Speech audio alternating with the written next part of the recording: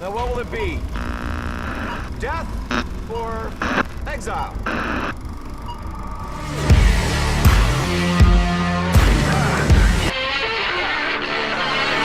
What's up, everybody? All of you citizens, as Lupe would say, of the cinematic wastelands. We are battling through 2021. God, we are battling, which is apparently just as insane as 2020. But the Film Exiles, our family hopes all of you are staying safe and healthy. We love you all, and we hope we're giving you that distraction that you need to pull through all of this craziness. I'm Christian. I'm very happy to be hosting tonight for a very special episode. And well, while the Super Bowl was boring, screw Tom Brady, the entertainment news surrounding it has been far from boring. And we are, everybody, we're getting the Snyder Cut. We're getting it in March. It's coming to HBO Max. It is happening. It is a thing. So this is the first of a very, very special series of episodes. We're calling them Countdown to the Snyder Cut. And in the coming weeks, we're going to be counting it all down with previews of where we've been, how the movement got here, and how we got to a point where the Snyder Cut is about to be a reality. Now, as more of an outsider to this movement until recently, of course, I am personally very interested in what my fellow exiles have to say here, and I'm going to give my point of view where I think it's relevant and where I see fit. So joining me tonight are three members who have been fighting this good fight from the very beginning, and I'm so happy that they've joined me. First off, helping me in our trip down memory lane here, let me welcome the one, the only Lupe. Lupe, what's going on? Hey, what up, guys? I'm really excited to be on this episode, but I kind of have a cold, so please bear with me. I'll do my best, and yeah, let's get into it. Thank you for coming on, even though you're not feeling too good. And this is COVID negative, right? This is not Yes, COVID. Okay. very Oh. negative. This is not COVID. That's what we want. Yes. And following him up, I don't think you've heard him yet, but it is Positive Paul. Paul, what's going on, dude? How are you? Hey, I'm especially positive tonight. These are the episodes that wake me up. These are the ones I get excited for. So I can't wait to get into this tonight, guys. I'm looking forward to this series. Same here. And I'm looking forward to your 100% positivity from beginning to end. I love Positive Paul. We'll see if I can do that. And last but definitely not least, a man who has been in the ring throwing punches from the very beginning. It's Brandon. What's up, dude? Can't even talk. I'm here. See, That's all we you're ask, so Brandon. excited. He's so pumped for the Snyder Cut, he can't even get his words out. So that's It's all gibberish at this point. So what I'm going to do is I'm going to kick this over to Positive Paul. He's going to take us through this from a couple of different angles, and he's going to walk us through this initial conversation, and I'll be back at the end to close this sucker out. So, Paul, I'm kicking it to you. Take it away, man. All right. Thank you, Christian. We got a lot to cover tonight. Tonight's going to be our look back episode where we go back and basically say, where did this start and how did we get here? So we got a lot to cover. We're going to try and keep it under 2.5 hours for you guys tonight. So here's... Whoa, ambitious. Try to keep it realistic here.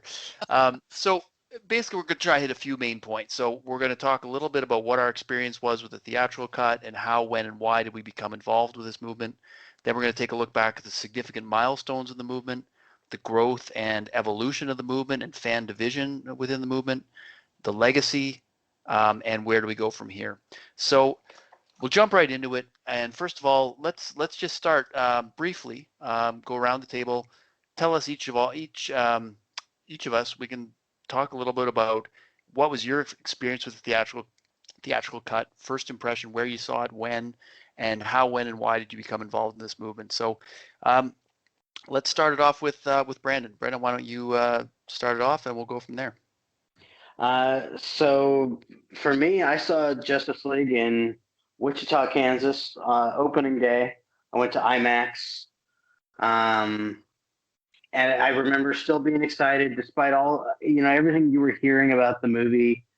I went in pretty excited still. I had my black suit Superman hat on. I was getting compliments. I was expecting to see it. And then 2 hours walked out. And I just said, fucking Warner Brothers. Like, I had never walked out of a movie so disappointed in my life. It was just a nightmare, and I felt really bad after that because I actually had Movie Pass at the time.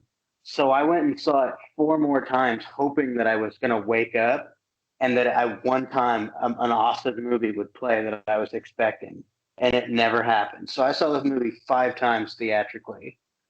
Like, whipping myself like Da Vinci Code style, I guess, beating myself for not being good enough. And it was bad. And then after that, you kind of started hearing little things here or there. I saw a group of fans posed for a picture outside of Warner Brothers with the release of the Snyder Cut sign. I don't think she's online anymore, but I think her name was Itzmo. And she was just kind of the first one that really made me aware that something else was going on. And then it was just hopping online, seeing little bits here, going over the trailers. I watched, I think it was Flashback FM and his trailer breakdowns and what was changed. And it was becoming more and more apparent that something went wrong big time in that movie and that there was something else out there. It wasn't until I think about February or March that I actually logged into my Twitter account and decided to start joining the effort. And that's when I accidentally bumped into, at the time it was Dr. Chris, looking for help with trying to design a letter campaign. And from there, it was full steam ahead. Awesome. And Lupe, I know you've been a part of this long before Justice League came out. I mean, you often reference the BVS wars, which I am thankful not to have been a part of, but at least the early stages of those wars. So, why don't you tell us about what led you here and how we got to this point for you? I mean, relevant to the Snyder Cut, we can just easily start at Justice League. So for Justice League, I actually had a very interesting experience with it. I was one of the few people who knew that Justice League was not going to be Zack Snyder's vision. A lot of people in the fandom didn't believe me. I didn't necessarily go in or was yelling to people that, this is not Zack's vision. There's a Snyder Cut, blah blah blah. I actually didn't know that there was a Snyder Cut at that point, but I certainly knew that Joss Whedon was not executing Zack Snyder's vision.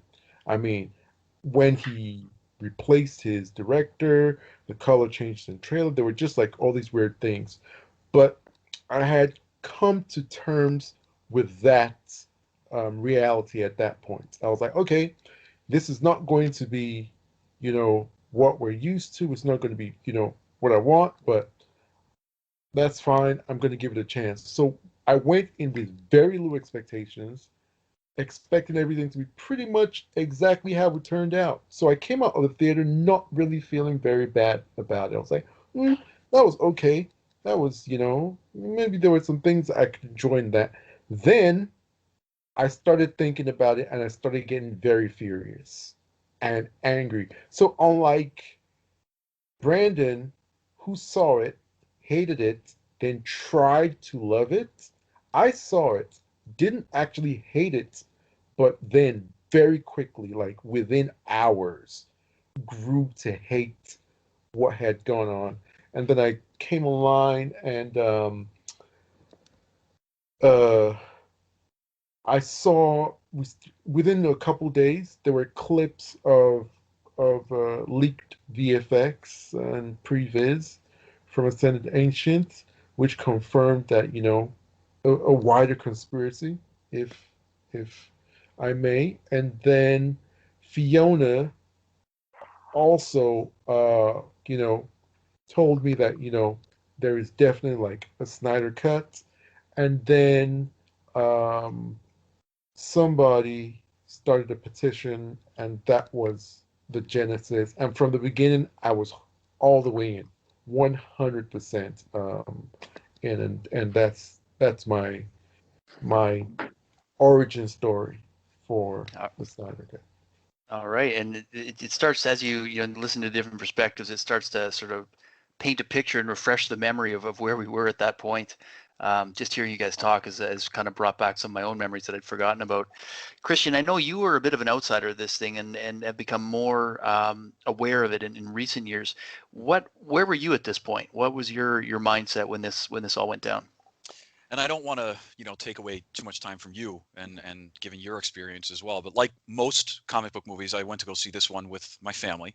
And I actually wound like I'm sorry to admit I didn't hate it. Like I watched it and was like, okay. I mean, I can't say I liked it. That's different. You know, me saying I didn't hate it is not saying I liked it. I was just like, okay. I could tell something was different. Had no idea what the backstory. Not even going to try to lie to you guys like I knew what was going on in the backstory. No clue. No idea what was going on. So when I saw it, I knew it was different. Knew it didn't fit with what we had gotten before, and it was obviously trying to go in some different direction. But also wound up not hating it. We wound up talking about it a lot that night at dinner and stuff like that. I didn't go see it again in the theaters. Later on, I went to go see it. I got it on demand, and I watched it on video on demand. And that's when, like, my wife and I were like, this movie's just not good. Like, it's just not a good movie. Like, I don't know how else to say it. And I haven't really watched it too many times since. I just don't enjoy it. Then you guys know, you've already explained what happened in the movement. There's no reason for me to rehash that. I was aware of it. I became more and more aware that something was out there. At the beginning, I did not believe that a full cut existed. Not going to even lie to you guys. I thought that something must have existed because they chopped it up so much. So I knew something had to be out there. I just was not personally privy to what was there. So I wasn't going to go out there and say I know a cut was there or there wasn't any cut. And I really started to become a part of the movement when I got connected to the Exiles in 2019. So when I got more connected to the Film Exiles is when I personally got involved in the movement. And those guys, meaning you guys, because it wasn't just them, it's you, the team, really brought me into it and started explaining to me a couple little things and saying, this is what was taken. This is what was changed. The relationships that people had with Zack, the relationships that people had with members of the studio, whatever. And we're like, I'm just telling you right now, this is what got screwed up and this is what could have been. And that changed my mind. And I, as a comic book fan, seeing how these characters were treated pissed me off. And then as just a person that has tried to kill himself and has issues, seeing what was done to this man and his family pissed me off on a personal level. So my attitude changed as time went on. I'm free. I think I'm allowed to admit that. And so I became much more involved towards the end. And I've become much more excited, as have my comic book brethren become much more excited about this as well. I even got members of my family into it. Like my wife's all about it. I showed her Steppenwolf and she went, fuck yeah, like that. So, she's all pumped about it too. So that's been my journey. And I feel like I took up too much out of you, Paul. I'm sorry, because I want you to tell your side of it, but that's where I came from. Absolutely, Christian. What happened? I'm sorry. I said, did your wife have a sister? She has a brother. I don't know. Hook Brandon up. But... No, that's not really my thing. But we can settle for the brother, Brendan. Yeah, I mean, I guess if he's willing to say "fuck yeah" about Steppenwolf, then yeah, we'll see. I appreciate that perspective, Christian. Mine's probably a little different from all three of you. I mean, I was checked out of comic book movies when Batman vs Superman came out. I didn't see it in theaters. I waited for the Ultimate Edition, saw that, and it just brought my love of comic book movies back.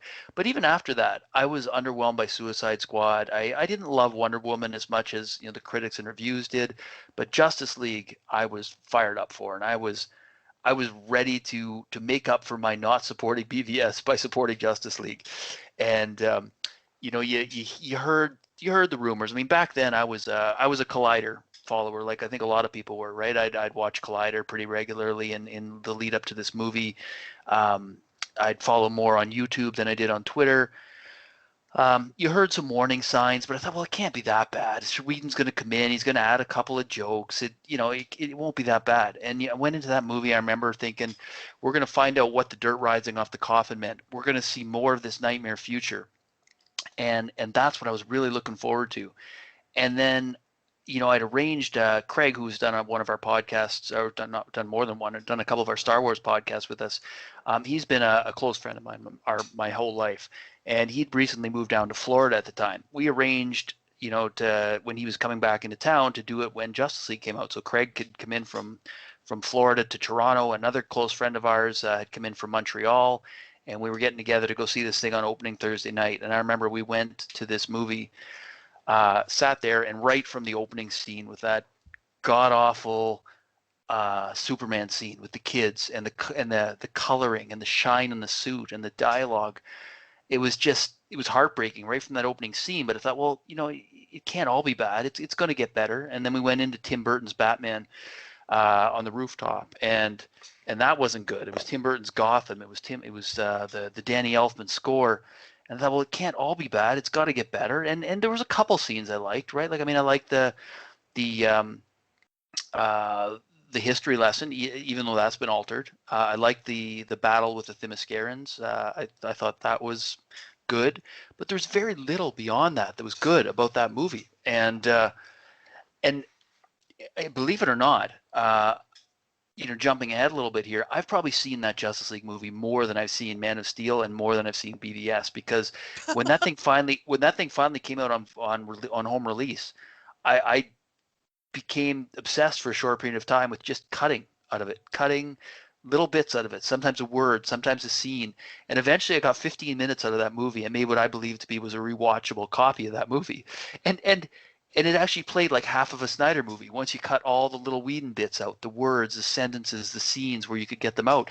And it was really easy to pick out in hindsight what was his, right? It became very obvious what was his. And so anyway, I've seen that movie so much, and I can't wait to see the real version. But going back to my history with the movement, as I said, I was more of a mainstream Collider YouTube guy, on Twitter, but not participating, just watching on Twitter. But I do remember pretty distinctly Fiona's tweet from November 21st.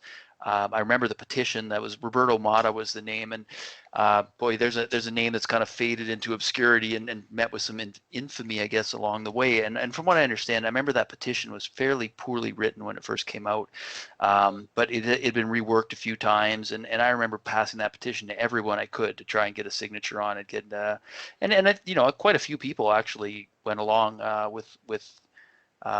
with that signature, and like you guys have talked about, little piece by piece, you get more and more information leaking out. You see the cut scenes, you see the conviction in Fiona's tweets, and we'll get into that history coming up next. But little by little, you get more and more proof and more clarity, and the fact that it was encouraged and more kept coming out, and eventually Snyder started encouraging it. It was just compelling. There was just something really compelling about it, and here we are. So with that said, let's jump back into a look at the significant milestones that we've met along the way here. So Fiona actually did a really good job of, obviously with the first Snyder Cut website, she and Chris and others have documented quite a bit of the history of this movement. But recently she put out a Twitter thread where she talked about the road to release the Snyder Cut, and she'd listed a number of points. So I'm just going to use that as the basis of looking back at our movement. And we've already talked about a couple of these things, but what I'm going to do is I'm just going to go through maybe 3 or 4 of these things at a time that we can group together. And I'm just going to ask you guys to look back on that grouping, talk about your recollection of it at the time, what you thought of it at the time, and what in hindsight now you think the impact was of that. So with that said, let's jump right back into it. I think that the number one thing that we all probably can remember from day one is that petition that was launched, and that was actually launched November 16th. It was a forchange.org petition, and by the time the thing was done, it had almost 200,000 signatures on it when it closed. So that was it was an evolution, and eventually, as I say, there was some infamy with it because of who started it and some of the political agenda that got infused in it, and then it got taken out of it. But ultimately, we had that petition with 200,000 signatures to hang our hat on.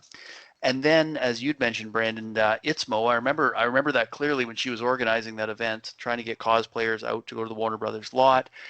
They came out with their, with their costumes on, holding the release of the Snyder Cut banner. That was actually back on January 6th of 2018. So going back 3 years plus now. It was a limited turnout, and it got used against us quite a bit. And we can talk about that. But really, it was just cosplayers coming out to show support, and it got, of course, made fun of as a failed protest, which was never the intent. But I remember admiring that she was going to do that, and wishing that I could have been in the area to participate. And I think probably a lot of people fell in that category. And then, of course, shortly thereafter, in January of January 2018, Fiona put together an official website dedicated to the release of the Snyder Cut, and that was of course, for .com, which I think may have been .org at the time, but it's I believe it's for SnyderCut.com. Lupe, you can correct me on that one. So those were the sort of three big milestones to start, and then that led into our first Release the Snyder Cut trending event, which was in May of 2018. And looking back on it now, it amassed a total of 14,000 tweets, which at the time seemed impressive. Since obviously we've blown it away. So with that, those are sort of the first few milestones leading us from November of 2017 through May 2018. What do you guys, have anything to say on any of those? Brandon, I'll start with you, pass it off to Lupe and Christian. Anything you want to comment on your recollection of those and the impact those have had in hindsight? Well, I mean, obviously, as I mentioned, the photo op in front of Warner Brothers was, I think, the first time that I really noticed that maybe something was picking up steam. I signed the petition right after the movie came out, and like you said, I ended up passing it off to a bunch of people to sign, and everybody did. And they're like, "Yeah, it's probably nothing going to come of it, but I'll sign it. What's the big deal?" But yeah, I mean, those were the two big ones, and it was just like, okay, so we got something started here, but then when 2018 rolled around, it kind of just started picking up steam, and that was before Snyder posted the picture of his thumb with a cut on it as the Snyder Cut, and we all knew at that point that this was going to become something more. I think that was the first real indicator for me that this was real, that there was something out there, because Snyder doesn't post or do anything by accident. He's very deliberate in everything that he posts, everything that he does, and he's just. I know some people might look at us and think that we just dig way too deep into everything, but usually because there is extra meaning. And the cut on the film, I think, was the big moment for me. That was a clear sign of hope to the fandom that he was on board, and that's the reason. And not to cut you off, Brendan, I'll let you continue in a moment, but I think that's one of the main differences between this movement and every other movement that's fizzled out, is that we have the director spurring it on with these little clues, little hints to keep going. And so that was a huge moment, I think. And like you say, a huge turning point. So go on, Brendan. No, I mean, that was the big thing for me. And remind me, was the trending event our first letter campaign?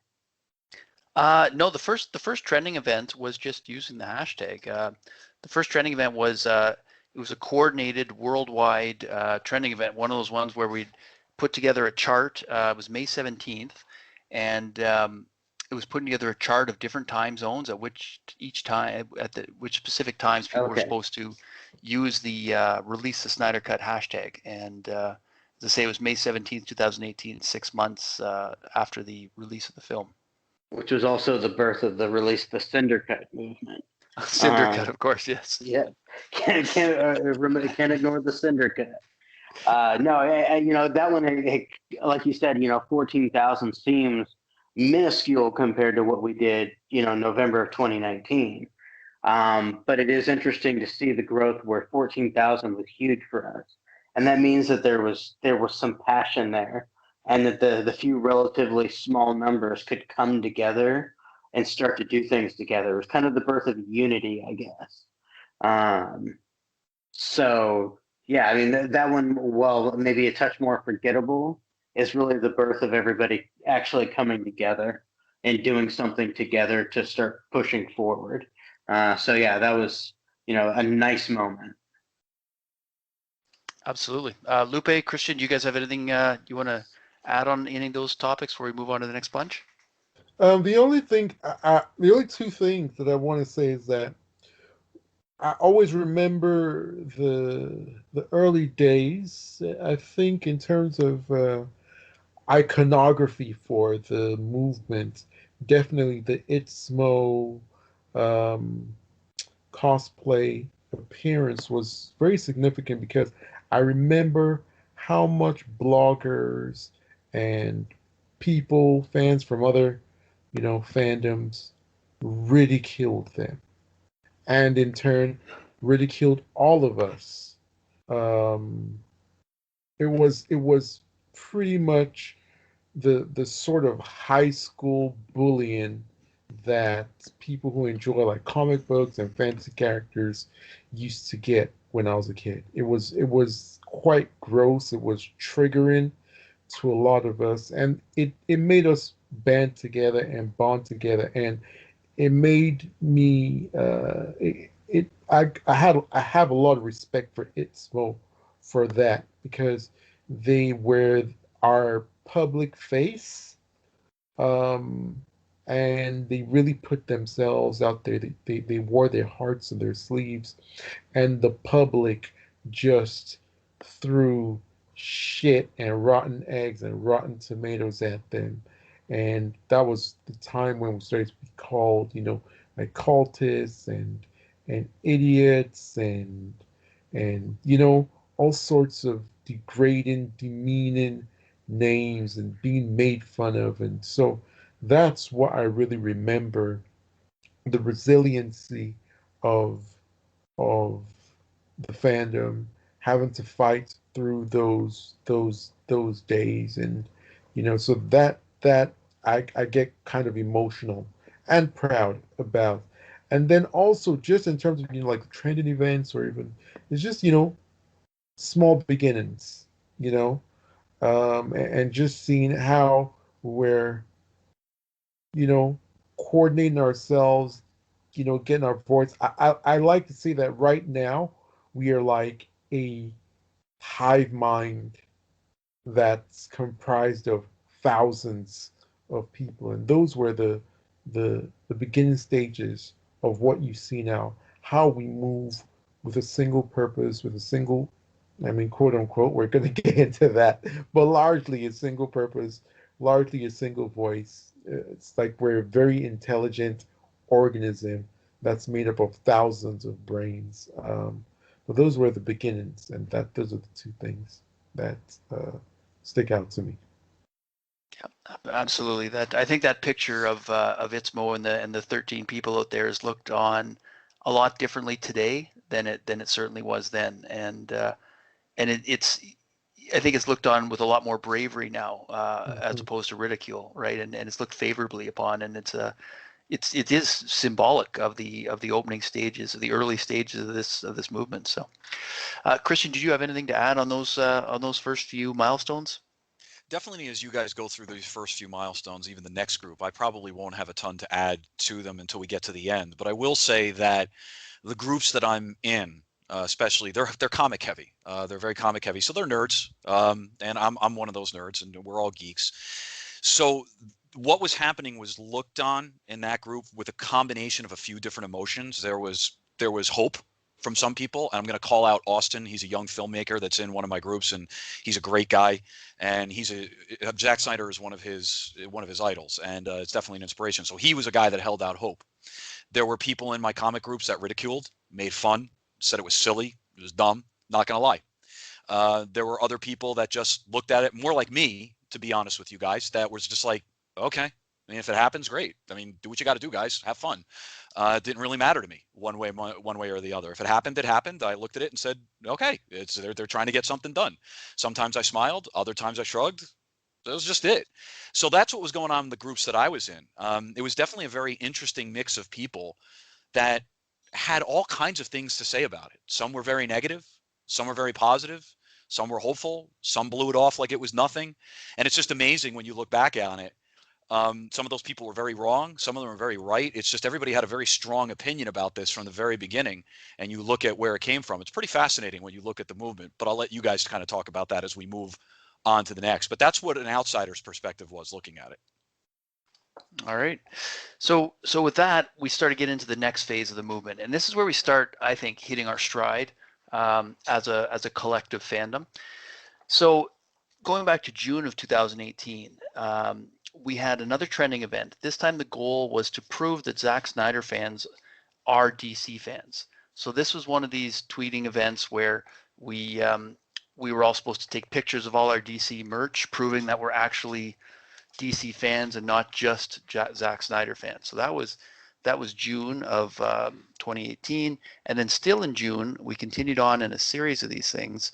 Next one was a trending event to prove that Snyder's films are not universally hated, and that there is a passionate fan base. And this first one was to combine release the Snyder Cut with our love of Man of Steel. So this was a Man of Steel edition.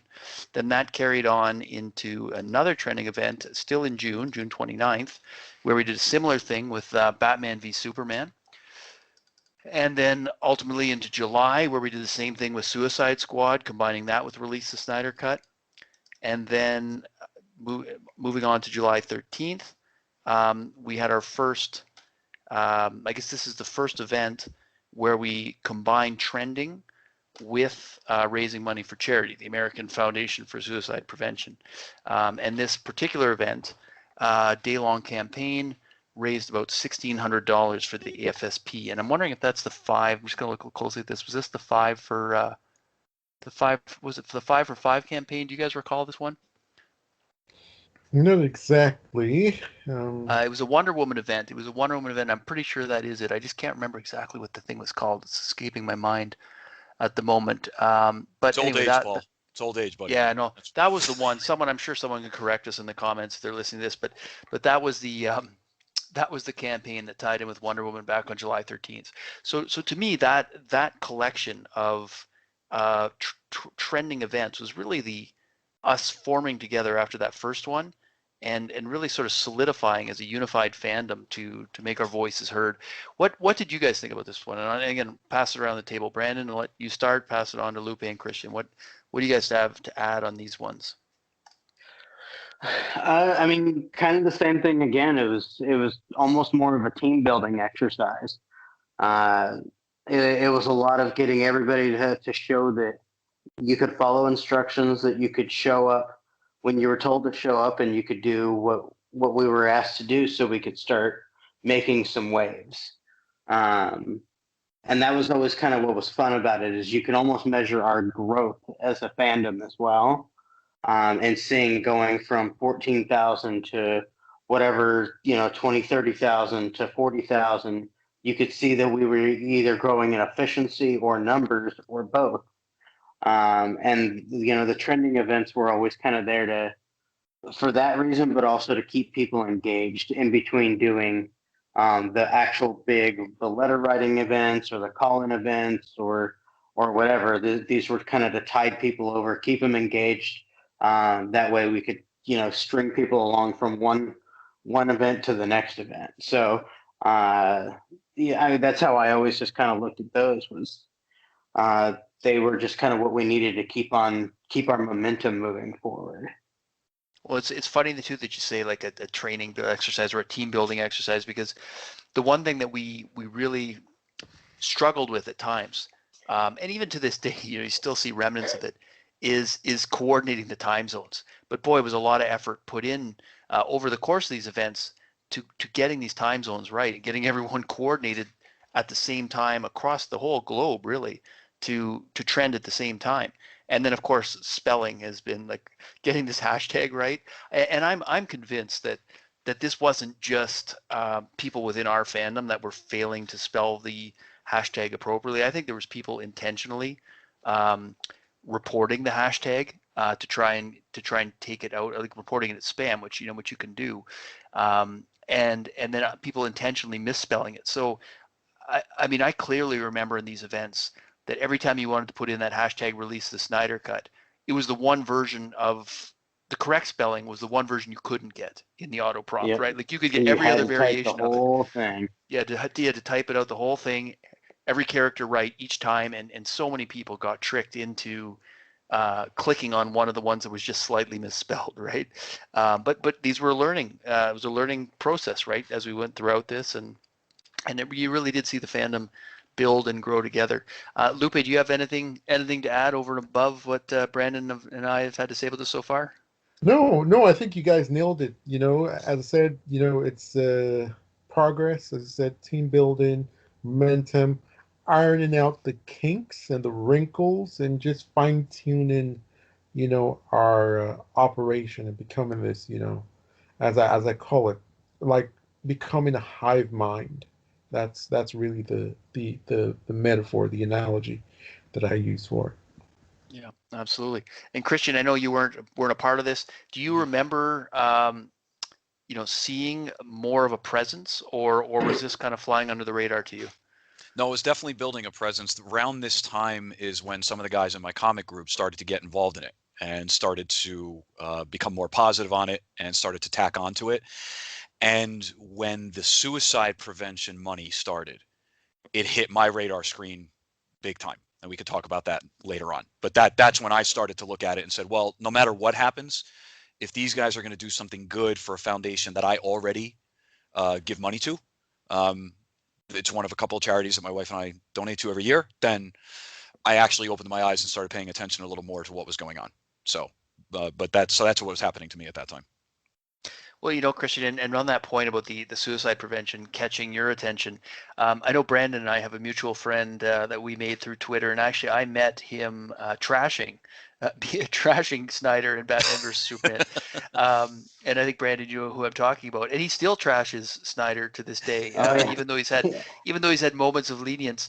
But when the suicide prevention came in, that's when he was willing to accept it and willing to hope for our sake that it succeeded, despite his disdain for Snyder and his movies.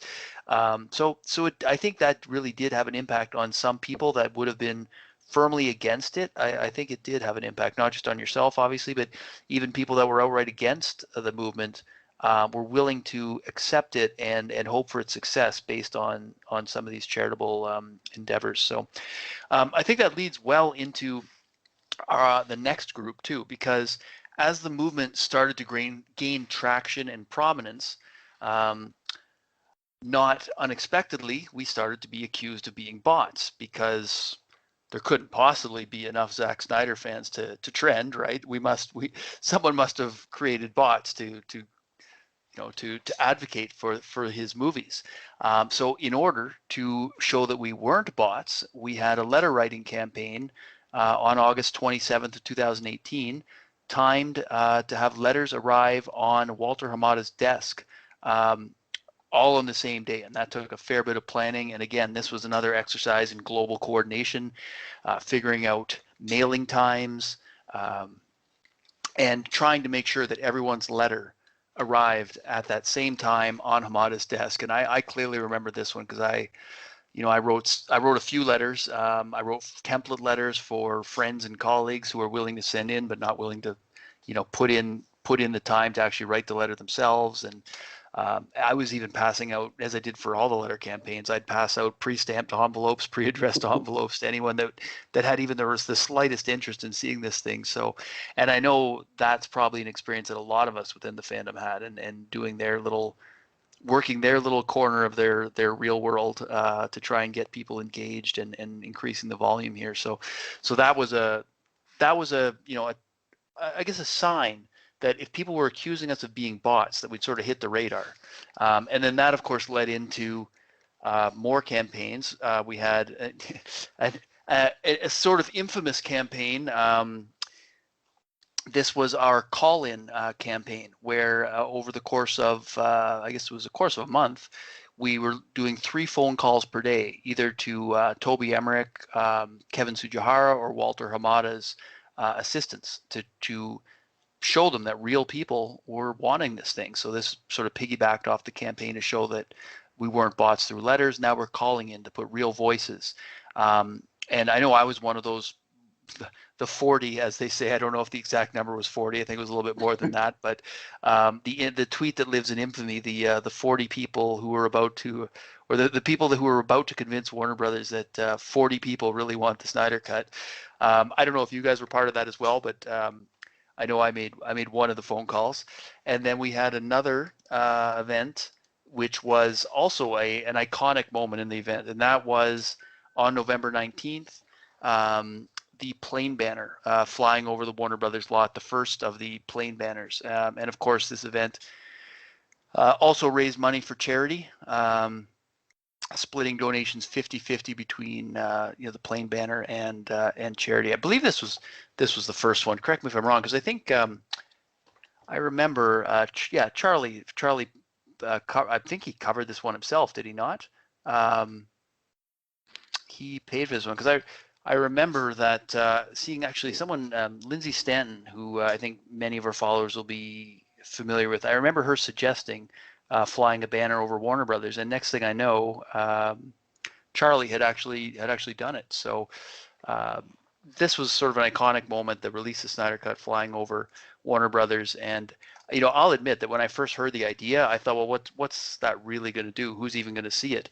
But it's just the symbolism of seeing it. And what really I think got it was that pictures got taken of it, and those pictures created a buzz. So it's not just executives looking out their window and squinting and saying, what's that? It's the fact that pictures got taken, it got into the media, and it became symbolic and sent a message. So what do you guys think about those three events, basically transitioning from the growth of our movement to having to prove that we're real people because the movement got too big for people to believe that we could be real people? And we'll pass it around again. Let you guys jump in. Brandon, what are your thoughts on that? The letter writing campaigns were the first, I guess, first real physical presence that we had to the studio. Before that, we were just kind of some fans making some noise online.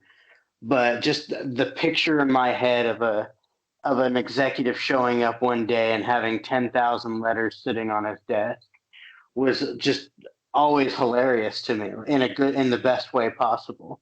Like, how could you ignore something like that when you have all that mail sitting on your desk and you know exactly what it's for? Once you read through like three of them, you're like, oh, I think these are all the same thing. So that was a lot of fun, really taking the fight to Warner Brothers, and not just kind of not the practice rounds, not the training, not the team events, but our first coordinated, I don't want to use the word attack, but our first coordinated take the fight to Warner Brothers. Right. And it was really good. And then, like you said, especially with the banner flying over Warner Brothers, the calling campaign, I can't say much. I'm an introvert, so I gave all my support in the world, but I did not have it in me to call. I'd be like Stan Marsh on South Park trying to talk to a girl. I would have thrown up in the middle of the call. I can say from my experience, Brandon, that by the time I got to make my call, you guys remember the phone numbers leaked out at some point. Someone let them leak out, and my call was after the phone numbers had leaked out and after the floodgates had broken a little bit. And I at the time, I firmly believed that Emmerich was the major problem. And so I chose Emmerich's assistant. And as soon now I'd sent an email prior, like almost like a business meeting. I'd sent him an email prior outlining, all the things I wanted to talk to about. And then I called and spoke to his assistant, asking that I was trying to follow up on my email and wanting to talk to him about it. And as soon as I told her that it was about the Snyder Cut, she immediately cold transferred me over to like their one of their like voice recording, like leave a message lines. So she was not impressed by the end, but at least, it showed that there were real people that wanted this. Right. And, and going back to the letters, one thing I'd forgot that it jogged my memory when you were mentioning it was how much effort some people put into these letters. Like, I talked a little bit about form letters, but in my own letter, I included some stuff myself. Like, again, pictures of my DC merchandise to sort of back up the fact that there's money behind these not demands, but requests, I guess, that we're willing to put our money where our mouth is.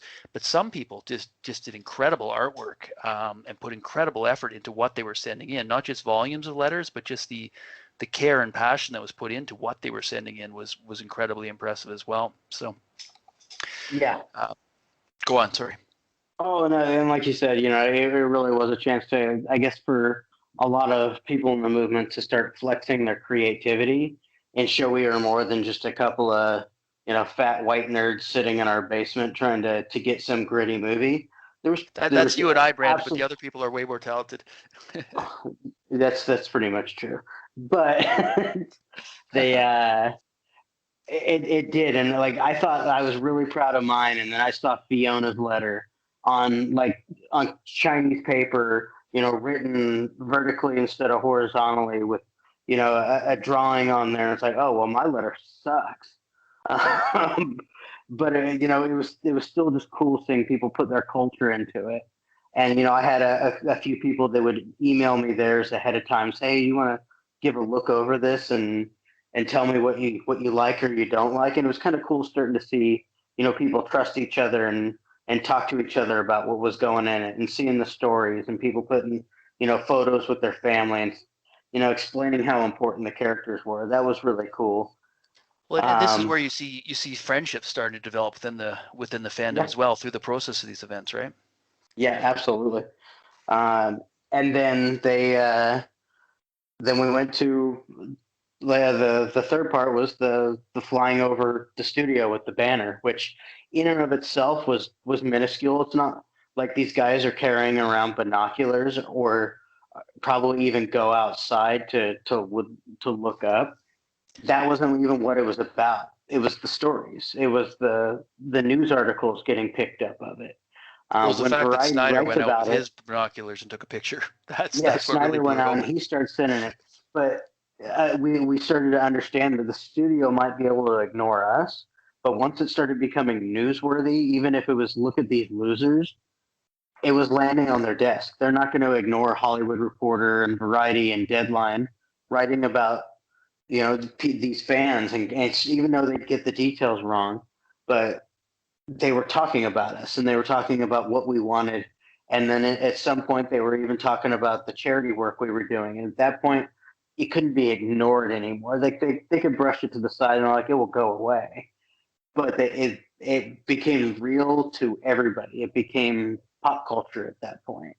Um, so again, I mean, each one of these little events had a milestone attached to it that just furthered our work. And that one again was cool. From Zack's picture of it to seeing the articles pop up, and then hearing that people at Warner Brothers heard about it through the official sources. It's like that's cool. Absolutely. Lupe, what do you have to add to that? Anything? No, you guys covered it perfectly. I'm so just going down memory lane with this. It's nostalgic, it's entertaining. I love it.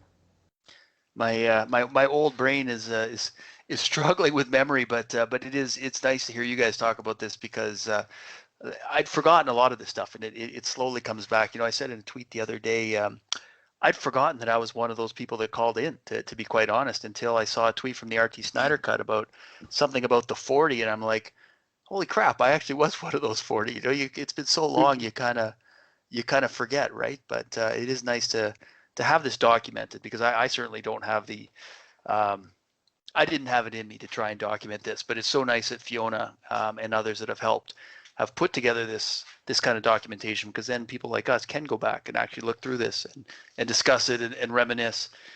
Christian, what were your thoughts about these events? Did this change your perception at all during this time period? This is when I noticed my fan group starting to split, by the way, where people were saying, you guys are weird, idiots, whatever they were saying, like they were making their comments. And then there was another group being like, it's kind of serious now, and there This was isn't like going away. yeah, it's not going anywhere. And there was a split in the groups with like, it was like between shunning and opening their arms. And that's where I noticed some of this. And for me, it was always more like, just let people do what they want. For the love of God, letter writing campaigns gave us Family Guy. That came back. Look at what happened with the Donner Cut. If people want something, knock yourself out and try to get it done. That's it. And that's when you get to this portion of what you guys are talking about, it's exactly what was happening. And it was starting to gain momentum and starting to gain steam. And I think what you guys said, and then I'll shut up, what was so important is that you started to see the publications picking it up, and it wasn't just like me as a random blogger on the an idiot on the internet just saying something. It's when the bigger publications started picking it up, and whether it was positive or negative news, the point was the bigger ones were grabbing it. This wasn't a fringe movement. Something was happening. And that's what I noticed within my own movements, that I wouldn't even call them movements, the different groups that I'm in. I noticed that the conversation started getting bigger, and people started noticing it wasn't going away. Absolutely. And that sort of brings us to the next group. And this next one is a huge turning point in the movement. So not a lot happened after November 2018 until in March of 2019. The the hub, the Twitter hub was created. This anonymous RT Snyder Cut Twitter hub, which was devised, I guess, to partly to combat some divisions that had come up in the fandom, to unite the fandom under anonymity with a set of rules and guidelines, a single place to organize and communicate and work as that hive that Lupe has been talking about, that collective. And this is what really sort of pulled it together. And that was, as I say, in March of 2019. And then shortly thereafter, we had a couple of big things happen. Now, we kind of missed in this history, kind of glossed over SnyderCon, which not SnyderCon, but yes, SnyderCon, JusticeCon. No, this was SnyderCon, the Arts Center thing, which I believe was in March of 2019 as well, was it not? Was that 2019 or 2018? 2019. Yeah, and I'm sure it was 2019. Yeah. 2019, right? Because coming up here now in April 2019, we've got the reveal that Darkseid was not only in the movie, confirmed that Darkseid was not only in the movie, but the role was played by Ray Porter, and that opened up the doors to a whole world of possibilities for the film. Like I think we all had expectations that the film was different. I think the knowledge that Darkseid was actually in it and was cast, and it had gotten to that point, was a huge revelation for just how different this film was. And that was broken by stuntman Mike, I believe, under the Film Exiles, because he was part of the Exiles at that time. What did he go by? Was it Jack Burton he went by at the time? Is that Lupe? Do you recall? Yeah, something like that. It was Jack. I can't fully recall, but Yeah, I'm sure people remember, but I believe that was his. Correct me if I'm wrong. I believe that was his scoop that I believe he'd got at the Snyder at the Arts Festival thing. You guys know I was not part of the Exiles at that time, so if I'm butchering the history here at all, please correct me. But my understanding was that was his scoop that he obtained while at SnyderCon. So that was a big turning point in the movement between the creation of the hub, this news that Darkseid was in the film, and then another huge one, and I believe this was coordinated by Barry Monachhead. This was the video messages. I don't know if it's coordinated by him or his idea, but we created video. We were encouraged through the RT Snyder Cut account to record very short video messages, again, showing that we're real people. We're a diverse group from all over the world, not just entitled white male nerds, as people like to paint us. And just to show just how wide the world following was through video proof of us asking for the Snyder Cut. And that was a huge turning point in the movement as well. I think not just in terms of volume, but just symbolically to put faces and a very diverse group of faces to the movement, help combat a lot of negative narratives that were being used against us. What do you guys recall about those specific events? Brandon, I'll let you So I didn't do the video call, or not the video call, the video recording again. My introvertedness kept me from wanting to put my face out there, record myself, or do anything like that. So, I mean, I offered my support as much as possible, but that one I couldn't do. So yeah. And then the Ray Porter one, like you said, was kind of big because, as always, you kind of look at Snyder's casting sometimes and you're like, wait, really? Like this guy that does Shakespearean theater and has small roles, he got hired to be Darkseid, and then you remember, oh yeah, it's Zack Snyder. His casting is usually dead on. Like he doesn't miss when it comes to casting. But then again, that we had heard rumors that Darkseid was in it from just from the moment the movie came out, and the Kevin Smith video, where somebody said Darkseid was in it, and people were like, I don't know, like. Maybe you got a glimpse, but then you heard that. Well, he had an actor who not only gave him a voice but was there for mocap, and then you found out like he didn't come in for 2 days worth of mocap. I mean, from what I've heard, he was there for weeks to a month. I mean, Lupe, correct me if I'm wrong, but he was there for. He had a much bigger chunk than what we thought. Yeah, yeah, Um, and he performed with Peter Guinness, who plays Desaad. So I mean, this whole conversation shouldn't just be about reporter yeah. things, Well, the as the outside. Desaad news that the was the Desaad big news one that comes kind of later, but opened that. yeah, no, just Okay. going chronologically. I mean, at this point, it was just reported, it was confirmed, although the Desaad news did come out later for sure. Yeah. So I mean, it was just again that okay. So Darkseid was in this. There was a much bigger plan, and he had an actor, and he did more than just a cameo, not just a name drop like what happened in the theatrical, not just a glimpse, but there was a plan for him, and it's like as a DC fan, how do you not one get excited for that, and two get pissed off that it was filmed, that it was at least partially finished, and that was just completely stripped away. So it almost just kind of made us angrier and more driven because now we had something big like Darkseid. Um, and then remind me of the third event on that, the first I guess the first event.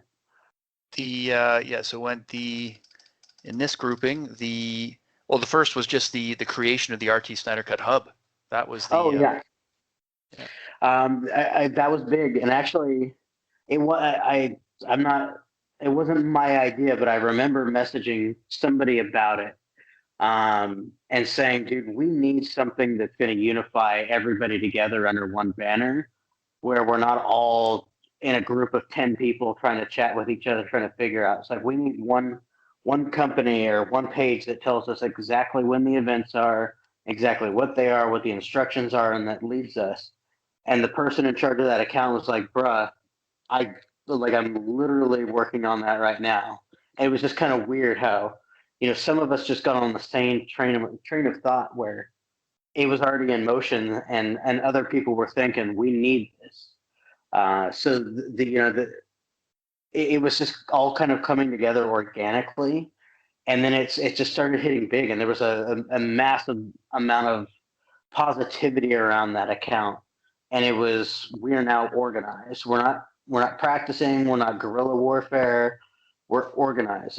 There's now 20,000 people of us all under one banner, ready to go to the next fight and be united in this. And it just kept on growing, and you could see our numbers growing right there. So I mean, that account was absolutely genius, and was no matter what anybody will say, was a huge part of succeeding. Was we had a face, and I think that was just huge. Yeah, a place everyone knew where to go to get the information and to coordinate our efforts for sure was a huge Mm-hmm. huge turning point. Lupe, do you have anything to add on those ones? The RT Snyder Cut, the creation of the I mean, the hub. Brennan's covered it thoroughly, but just adding a little bit of context. The reason why the RT Snyder Cut account was also very important was because at that time, Fiona had to take a hiatus from Yeah. Twitter, and previous to that, Fiona had been the as she still is. She's the matron of the movement. She's the mascot. She's the face. She's a uniting force, and that had been her role. And with her vacating, um, there was a vacuum, but it was very quickly filled, very well by R.T. Snyder Cut. And so Absolutely. it was like a passing of the baton.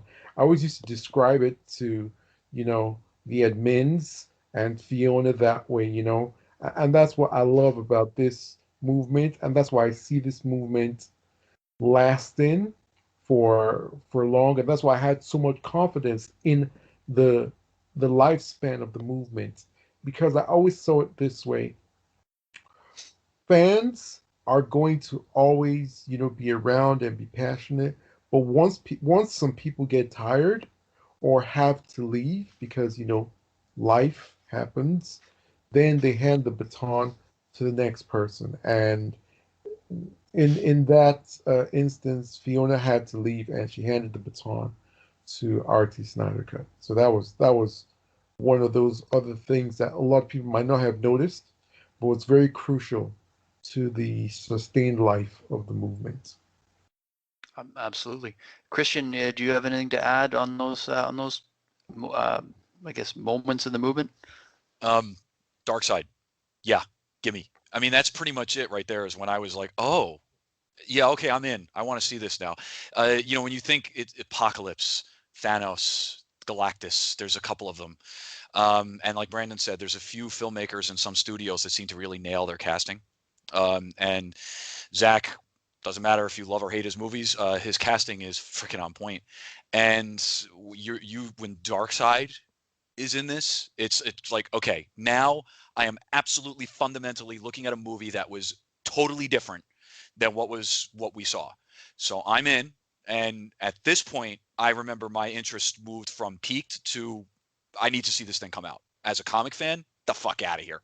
So I can't speak to any of the things that happened, like any of the things you did, the creation of the website, the Twitter page. No, can't. But what I can tell you is that when you told me Darkseid is in it, I'm in. I mean, it was that simple. And most comic fans I knew were right behind me. I think that's a great point, Christian, because I think for those of us that were really hardcore into this, it was a nice extra. But for the outsiders that thought we were crazy and why would you want this? It's like, who cares about an extended cut of Joss Whedon's version? This was sort of like a moment that brought in DC Comics fans to say, holy crap, we could have had Darkseid. It made it real. And that's I think, a very different thing in the eyes of a casual fan, because I mean, I had a Darkseid action figure growing up 35 years ago now, more than that probably. I still have one. Oh, I'm sorry. Go ahead. Yeah, God knows I might somewhere.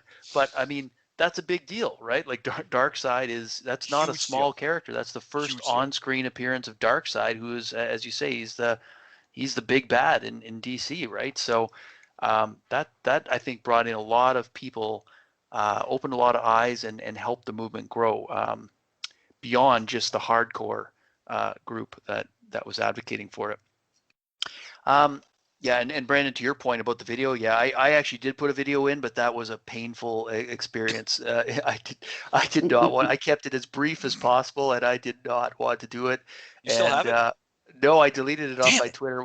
Well, I'm probably in the compilation, but not. There's not a lot of me, put it that way. But I took it off my own Twitter page. I don't like having pictures or video of myself on my Twitter page. Not my thing. So, not to mention, I mean, Twitter's just so toxic. I don't like to have anything personal of mine on Twitter, to be quite honest.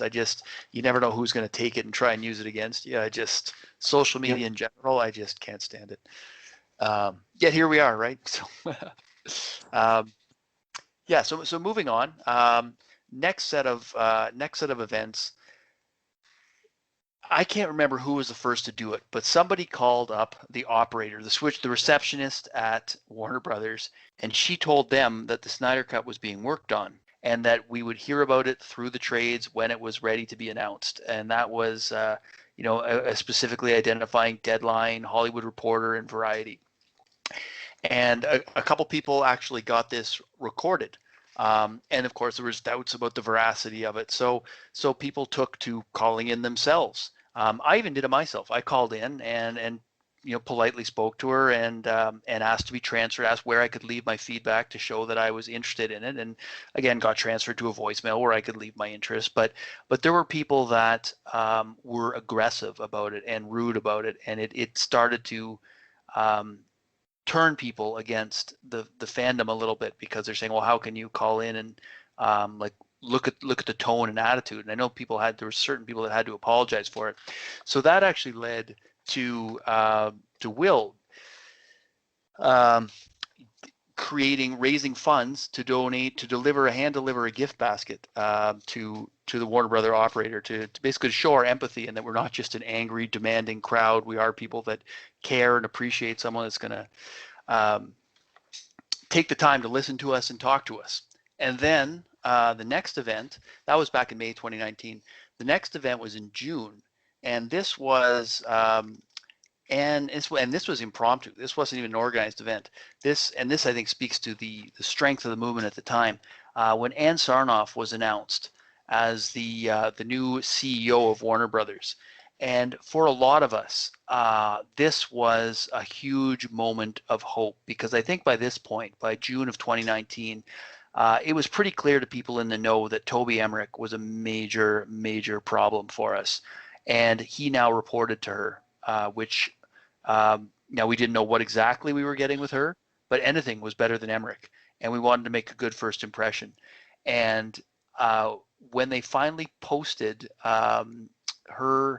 the announcement of her hiring, the comments were flooded with people, for the most part, very politely welcoming her, congratulating her, and asking her to please consider releasing the Snyder Cut. And I think that actually made the movement look pretty positive in terms of how we handled it. And it actually got coverage by the Washington Post, which was a big deal. Now, I've since heard that she wasn't overly impressed with her announcement being hijacked, but I think this showed that we weren't all angry incels demanding and screaming for our comic book movie. Like we actually had a little tact in this case for the most part. And the fact that it was impromptu and hit over 50,000 tweets and got coverage in the Washington Post really spoke to the growing size and strength of the movement.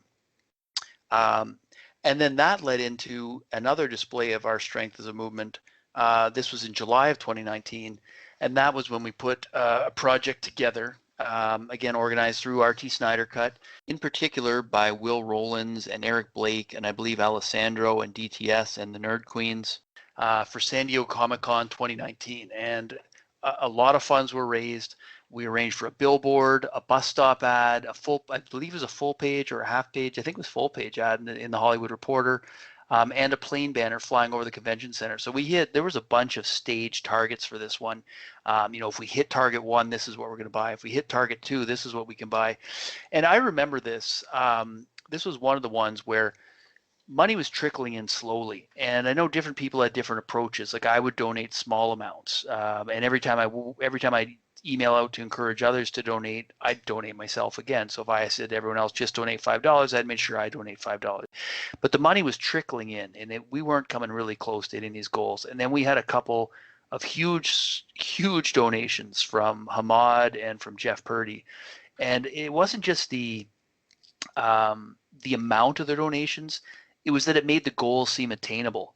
And that encouraged other people to donate. Because I think at the beginning, you've always got that fear, well, if I donate my $20 to this and we don't even hit the first goal, what's happening to my $20, right? And when you don't see the money coming in quickly, it encourages that kind of thinking. But then when these guys came in and made these major donations that made these goals seem attainable, it kind of opened the floodgates.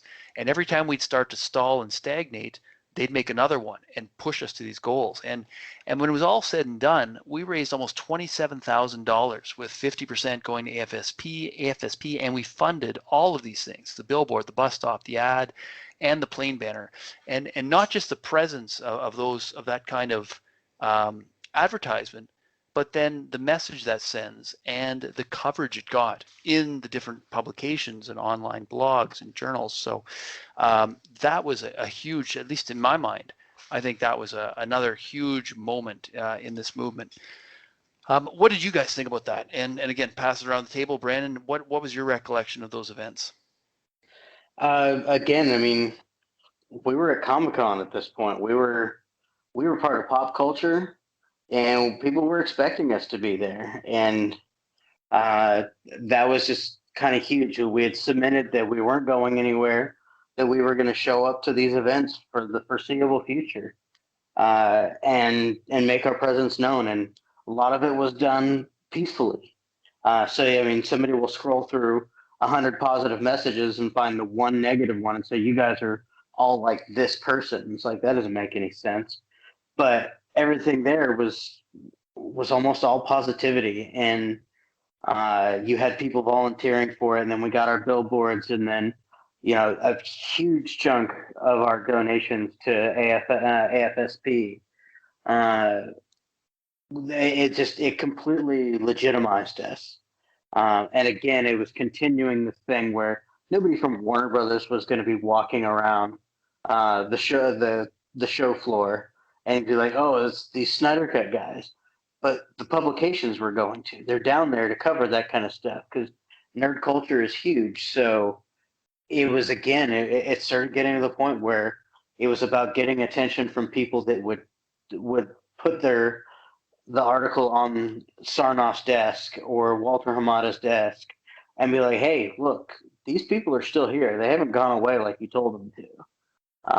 And I thought that was huge, and it showed our ability to have fun, to have charity, to fight for what we wanted, and to be organized, and to show that we were big by having big billboards, and then also little foot soldiers on the ground carrying their own signs. And I was going to say, we can't forget them. I mean, I remember the Nerd Queens being on the ground. I think Ray Porter actually showed up for a day of 2019, did he not, on the ground with them? Was he there, or was that New York Comic Con?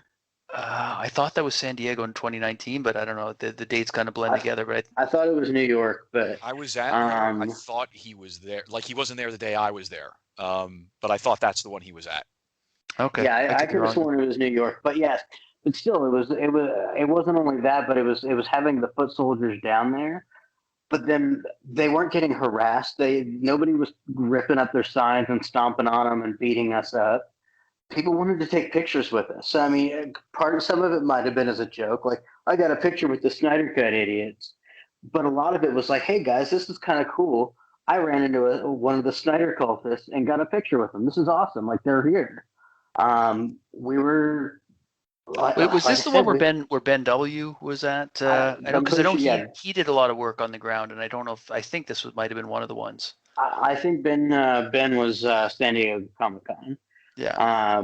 And again, it was just, they were greeted with a lot of positivity, a lot of a lot of good laughs, a lot of people joining with us. You were seeing that a lot of the negativity we see on Twitter wasn't how the world was viewing us. Like, a lot of people looked at us and were like, this is kind of cool that these fans are willing to fight for it, and that they continue getting bigger and more organized.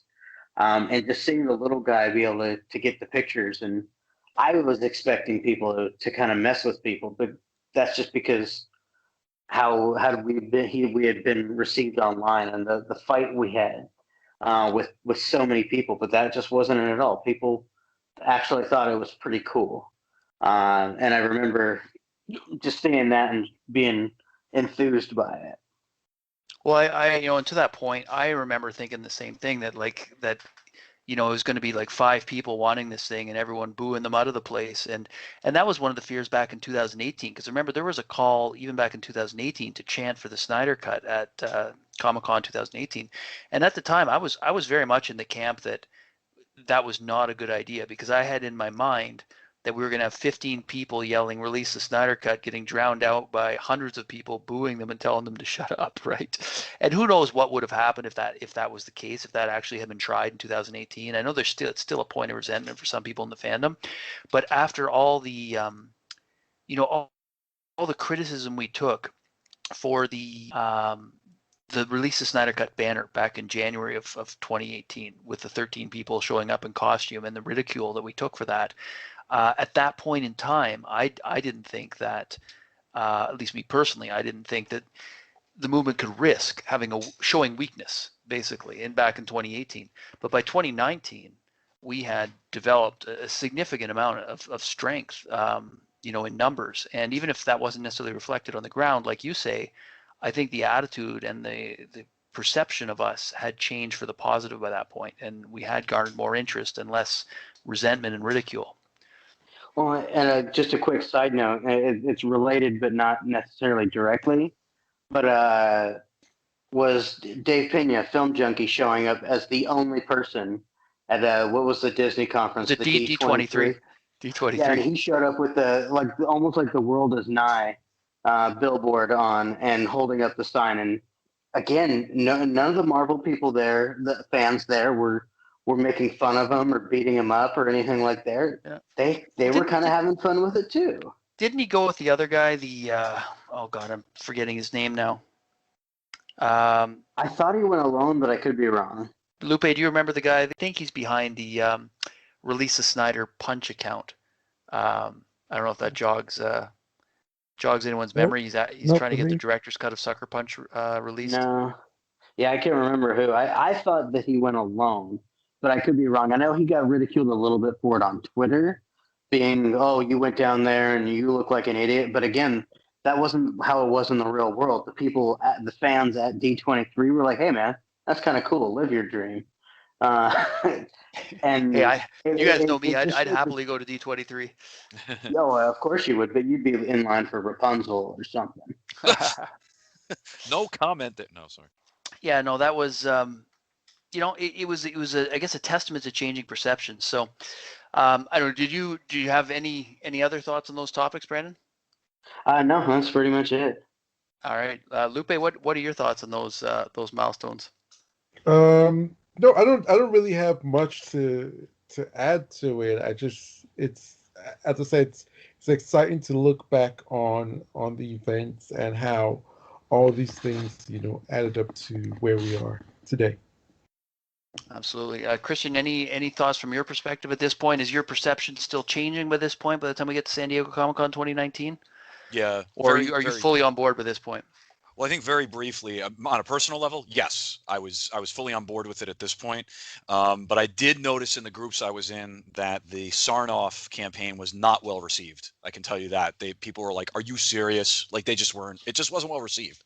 And hearing your reasonings behind it is a much different perspective.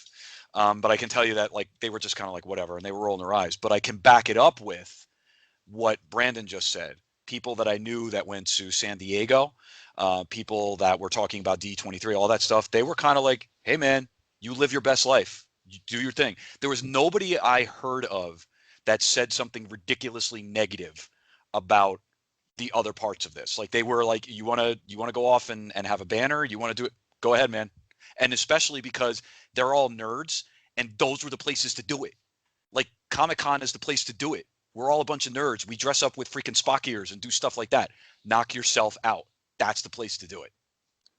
Absolutely, and I think the other thing that we didn't mention there, but one name that we saw throughout this movement was Ramesh De Silva, and he designed those signs and the billboards, I believe, at San Diego Comic-Con 2019, and that was only one of many things he's done, but he deserves a lot of credit for his contributions in terms of artwork throughout these campaigns. And I know you guys were closer to the organization of a lot of these campaigns than I was. I'm sure you could speak to it better than I could, but I just didn't want to pass through that topic without mentioning his contribution to this stuff. So moving on, we got a couple more big ones coming up here. And Lupe, this is the one you'd alluded to. This was another one broken by the Exiles back in September of 2019 now. This is where we had I guess announced that Desaad was also cast and that the role was performed by Peter Guinness.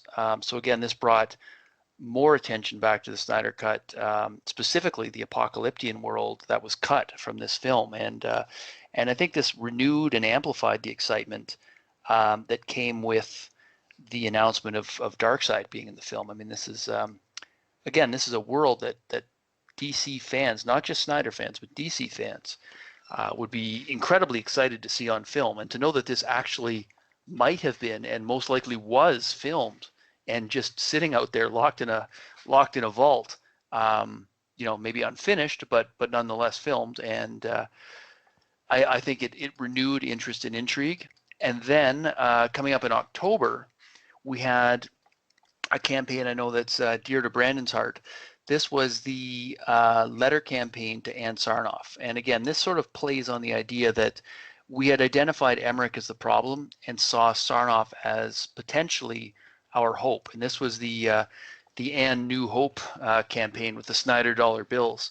And I know a lot of us got very invested in creating these letters and sending them out. But Brandon, I believe you were behind organizing this campaign. So that was a huge one. And then maybe one of our biggest moments in our fandom was the Times Square digital billboard at New York Comic Con, and that was in October 2019. And of course, that one we were able to raise about $6,000, a little over $6,000, with half of it going to AFSP and the rest going to purchase that billboard time at New York Comic Con, which again had a pretty impressive visual impact, but also the coverage it got and what it said about the size and the determination of the movement. I think were also major milestones of the movement. So with that, I'll pass it around again. Brandon, I'll let you speak a little bit about your the Ann Sarnoff campaign, the letter campaign, and we'll go from there. So go ahead, Brandon. Tell us your recollections of those events. So that one was kind of designed to be fun. When I had contacted RT Snyder Cut about it, I wanted to add a spin to it that was kind of a misconception that we just wanted the Snyder Cut for free. We wanted it just given to us. We wanted people to know that we were here financially. That we weren't just trying to get it for free. That we wanted to pay for it. That they had a product and we wanted it. So in the famous lines from Jerry Maguire, we wanted show me the money. So the first thing I did was contact RT Snyder Cut, see what their idea was. The admin at that time thought it was a fantastic idea and said, now do more on it. And I was like, oh, okay. So who else was I going to call but Ramesh? So I hopped into a chat with Ramesh, and over about a week and a half, we designed the Snyder dollar bills. And we hit all kinds of Easter eggs in them. There was 214. We had to make sure that they could be printed and that people weren't going to try to use them as real money. So we had to figure out all the little legal things there. But it was something physical that people could have fun with. They could print, put in a letter, and say, this is what I'm willing to buy. Like, give it to us, and we are going to buy it. We're going to go to the movie theater. We're going to go buy the Blu-rays. We're going to buy the soundtracks. Here, we are money. We're not just people that want a movie. We're your customers, and we're willing to pay for this. And the fandom seemed to really like that idea. And again, if we're going to be looked at like we're just business propositions, then we might as well be it.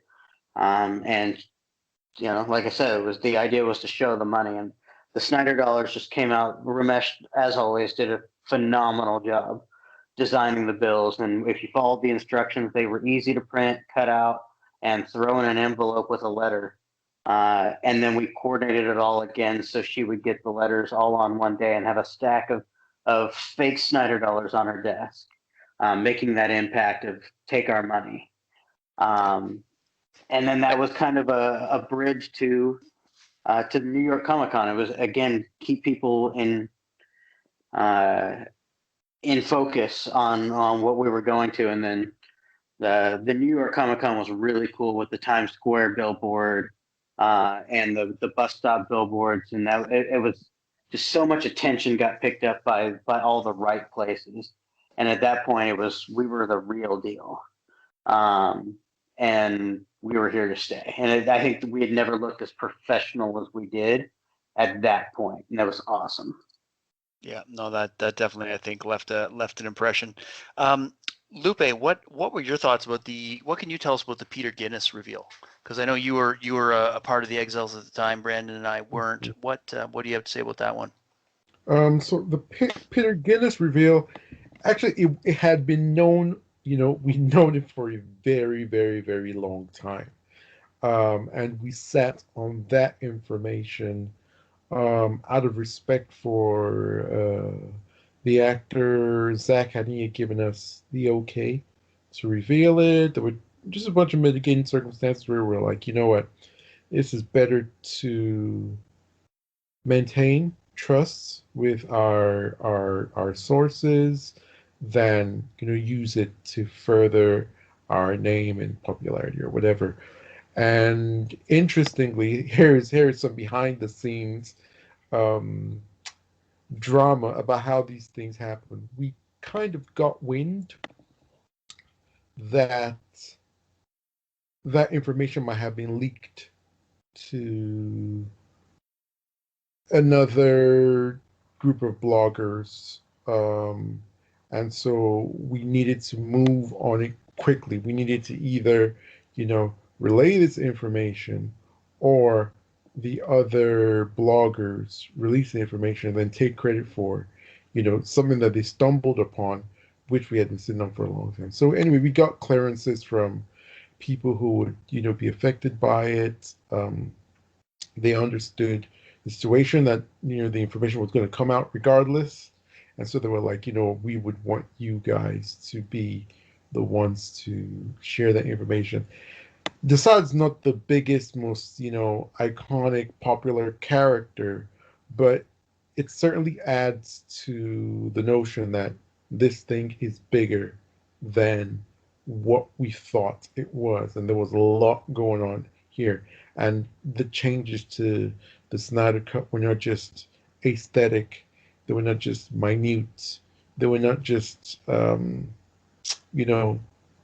even differences in opinion. They were monumental and they were massive. And we had been denied of things that, we would have been really excited and appreciative about. And this was, to add some background context, we haven't talked about, the main villain of the saga, Jeff Johns. This was around the time when public opinion of Jeff Johns started to really turn. I remember that, before Justice League, I'd been sounding the alarm and I'd been meeting a lot of blowback from fans. After Justice League, I would say maybe it was about 50-50. People began to see and were like, what? But then there were still some people who were like, oh, no, it wasn't him. Whatever excuses they could come up with. Then by this point, after, Darkseid and Desaad, it started getting to the point where it was like 80-20. That's what I can remember about it. It was very exciting to relay the news. Also, the fact that it was a speaking role. And one thing people should remember about these roles is that because these are fully CGI characters, if they weren't speaking, they don't need to be cast. These are speaking roles, and these actors were cast specifically because of their voices. That's like really exciting, and I can't wait to see their performances in the movie because for me, the Apocalyptians, that whole Jack Kirby world, Darkseid, that's my favorite, absolute favorite villain gallery, rogues gallery. I even prefer it to Batman because I'm a Superman fan. So that's what I have to say about that. Well, and how great did Desaad look in that Hallelujah trailer? Like, I mean, he was, from a VFX standpoint, he was the standout of that trailer. He looked he looked mean. Yeah, fantastic. Demo stuff. I can't wait. And then, like you said, Lupe, I can't wait to see that aspect of the story because I am a Batman fan first and foremost. But I'll take the Apocalyptian world over any of Batman's villains any day for sure. Christian, what are your thoughts on those events? What was your perspective on those things? I mean, Desaad, what? Give me this, really? Ultimate sadist. I mean, it's just all he wants to do is cause harm, basically. Now you're giving me Apocalypse, you're giving me Desaad, you're giving me Darkseid. Feed me. I'm a comic fan. Feed me. I want it. Give me more. That was pretty much what it came down to, and most of the people that I interacted with felt the same way. And around this time is when I got involved with the Film Exiles. So I got into it with a member of the movement who shall remain nameless at this moment, but that person and I have actually become somewhat friends lately. So these things could be mended. And I credit Millennial Mike. I'll give him a shout out here because he actually helped through that. And with him and Manu, I got introduced to the Exiles. And so on the periphery, I started to get introduced to Lupe. I got into it more with Brandon. Brandon and I did a couple of pods together. I think my first one with you was Dark Phoenix. I think that was the first one we did together, Brandon. I think that was, yeah. And I really started getting more involved. And just so you know, the dollar, that was the first one I did. That was the first time I did something. That was the first time I was a part of it. And that was the first time I actually got involved in an event. And it was because of the Exiles and because of my association. I wasn't necessarily a member, quote unquote, at that point, but I was being invited on as a member of podcasts, and they were involving me and asking, "Hey, Chris, would you mind going out to like your fandom buddies, and would they want to be a part of this and everything? And I can tell you, most of the time, the comic guys are like, yeah, we can be a part of this. We got to. And like Paul, you alluded to it, the tide was shifting at that point, because the nerds, the comic guys, were also jumping on board, and people like me were saying, hey, DC, Warner Brothers, pay attention. I am a DC fan. I'm willing to give you my money. I want to see this. The tide was starting to shift, and I think that's when they had to open their eyes. And if they didn't, they should have been, because you had the nerds involved, and they got money in their back pocket. Well, and the other thing that jumped to my mind, when you're talking about this and the lore of the Apocalyptians and Desaad, the torture, being in there, you just see more and more evidence of how this, in some ways, reminded me of Justice League War. And I know it's not entirely similar, but that whole, the role that Darkseid and Desaad play in that one, and you start to think, wow, like they really did cut. Like, how much did they cut out of this story? Right. Like, what was this story really? Before we got neutered Steppenwolf and Parademons feeding on his fear, right? Like, and you know what, Paul, and I apologize for interrupting you. I also wanted to mention very briefly that, in New York, that's my backyard. I was there. And that's a big deal, dude. That is a big deal. It is nerd central. People dressing up. There's cosplay all over the place. There was a good feeling. It was very different from the conversations I saw happening in my fandom communities 2 years prior or a year prior. That condescendingness. Remember, I told you guys there was that mix of emotions. It had turned a lot of those negative people into positive, and they had suddenly said they're fellow nerds like we are. So there was a camaraderie there, and it was really cool to see in downtown Manhattan. I can tell you that right now. And Midtown, I should say. I'm sorry. It was really cool to see Midtown. It was awesome. Well, and we had Rob Liefeld on board there, and wasn't that where Scott Snyder was wearing the T-shirt too, if I'm not mistaken? I think the release Snyder, or holding one up or something. Yeah. So we started to get some of the comic creators on board too, and they've long been, with the exception of a few notables, like your Dan Jurgens and Brett Booth and I think Jerry Ordway, and there's probably been a couple others that are Snyder friendly, but so many of those guys are so strongly anti-Snyder, and to have a little bit of support. I mean, I think we always knew Liefeld was a Snyder supporter, but to see Scott Snyder get on board was nice, because I don't think, at least I didn't know where his loyalties lied. So that was nice too, right? And again, we've got to give credit to Ramesh and Chris Dawson for the signage they put together, and Dr. Chris for organizing. So and being behind the billboard. So just I think really, really well executed, and really created a huge positive momentum in our movement, like added to that momentum, right?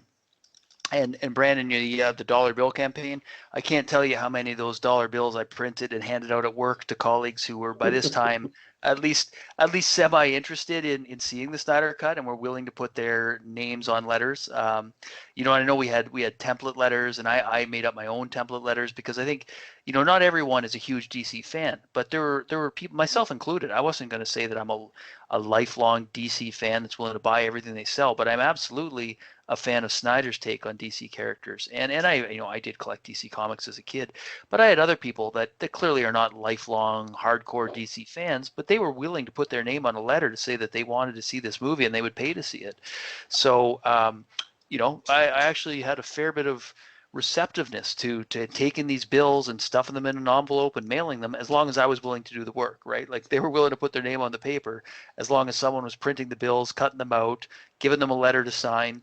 And so that it was an effective campaign that I think is not only effective within the Twitter community, but also easy to extend to other people that by that point had maybe become aware of the campaign but weren't necessarily involved. So a few really huge positive steps as a whole for the movement with those events.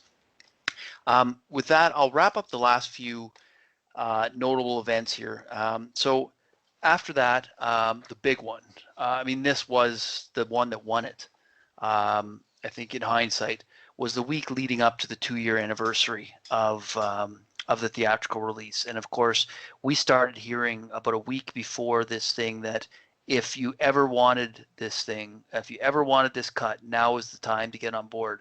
and we started trending every day. And people that had kind of distanced themselves from the movement, people that had stopped tweeting, people that had refused to use the hashtag for extended periods, basically people that had checked right out of the movement, all of a sudden were all coming back saying, hey, if you ever wanted this, now's the time to get on board. People that never used the hashtag all of a sudden were saying, yeah, there's something to this. This isn't just smoke. If you ever wanted it, make sure you do it. And every day we trended until ultimately on November 17th, we shot for a goal of 214,000 tweets, and we absolutely annihilated it with the a few spurs from Ben Affleck using the hashtag, and Gal Gadot using the hashtag, and Ray Fisher using the hashtag, and then Zack Snyder amplifying their tweets using the hashtag. And that, I mean, really in hindsight, seemed to be the one that sealed the deal. And maybe just briefly before I move on to the other ones, because that's such a big one, and some of you are privy to more information than I was at the time. Let's just quickly get your thoughts on that one, and then I'll wrap up the last few steps. Brennan, let's start with you again. What's your recollection of that, and did you have anything to add to that I maybe didn't see? No, I mean, just to be as brief as possible on such a big day, it was like you said, it was we trended every day. We were hearing how important that week was going to be, and just through hard work, obviously not any physical work, but just hard online work on getting everybody involved, getting every friend you knew to get out and tweet and set up a Twitter account if they didn't have one. It was all hands on deck. This is the do or die moment. And it was just the most satisfying day. And I mean, oddly enough, I was probably laying on my floor most of the day tweeting in the most comfortable position I could. But I don't think I had ever worked so hard on something online in my life. And it shouldn't have been that hard, or you wouldn't think that it would be. But there was a lot of hard work rallying the fans every 10 minutes you could. Let's get this. Let's hit this number. Let's hit this number. Coming up with clever tweets to get people going, and then just to see the impact that some of the big sites had within our group, and getting people really, really pushed. There was the planners, the cheerleaders, the foot soldiers, everybody had a purpose, and that one day was such an exciting day. Even though we knew we weren't going to get an announcement that day, we were told don't expect something, but fight like something is going to happen. Like if you ever wanted to give Snyder leverage and bargaining power, this was the time, and then wait and see what happens, right? Yeah, absolutely. Yeah, and that's what it was, and it was just a memorable day as a fan of anything, anywhere, ever. To nearly hit 1 million tweets in one day, but to blow that away in 1 week, and just making enough noise that there was no way anybody could ever ignore us again. Absolutely. Lupe, what were your thoughts on that event that week? Did you have any perspectives, any behind the scenes that maybe the rest of us wouldn't have been privy to? Nothing that I wish to share. I'll just say that. Sorry for putting you on the spot there, Lupe. Yeah. The adrenaline. The adrenaline was the level of adrenaline and excitement and nervous energy was through the roof, and seeing the contagious energy as everyone joined in, and it was like every single thing that we had done up till that point was adding up. All the billboards in Times Square, Comic-Cons, letter campaigns, getting noticed here and there. This was what it was for. It was to make this movement go mainstream, become so ingrained in the pop culture consciousness that it was undeniable, to draw everyone to the cause. Like, it got to the point where people were like, what is release the Snyder Cut? It got to the point where people who didn't even know anything about it were like, okay, I'm just gonna tweet release the Snyder Cut just because people were like, these guys are so passionate about this, and their tenacity and long soft suffering and their their commitment to this is so admirable that I'm hopping on board. Like it was so heartwarming to see. And for me, what kept me going through those times, I like I truly experienced the feeling of trusting in the process during those times, because we didn't know exactly when the Snyder Cut was going to come, whether it was going to take years, whether it was going to take decades to come. But to me, those events were victories enough. It's sometimes victory is just surviving. Sometimes victory is just having that fight in you. And yeah, just not to ramble on and rant on. It was a really special day. I think everybody can remember the person that tweeted that really blew their mind. To me, two people tweeted that really impressed me. First of all, if people can remember, it was about the time of CCXP, right? Where Ryan Reynolds had made a joke about the Snyder Cut. So Right. that was one of those things that added to the legitimacy of our cause. But um Well, yeah, and yeah, the crowd reaction to his joke too yeah, was the crowd reaction overwhelmingly was like positive. massive. Yep, and then obviously he has a lot of fans who are in other fandoms. He's incredibly popular, so that was really big for us. And then so for me, Yahya Abdul Mateen, Black Manta, him tweeting, because his sentiment, he kind of expressed what a lot of people were feeling. He said, "You know what? I just got to DC.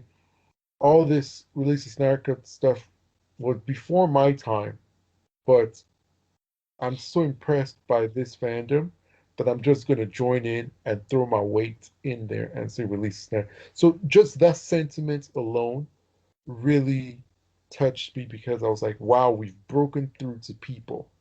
Then the other one made me that blew my mind was Damon Lindelof tweeting release a Snyder Cut.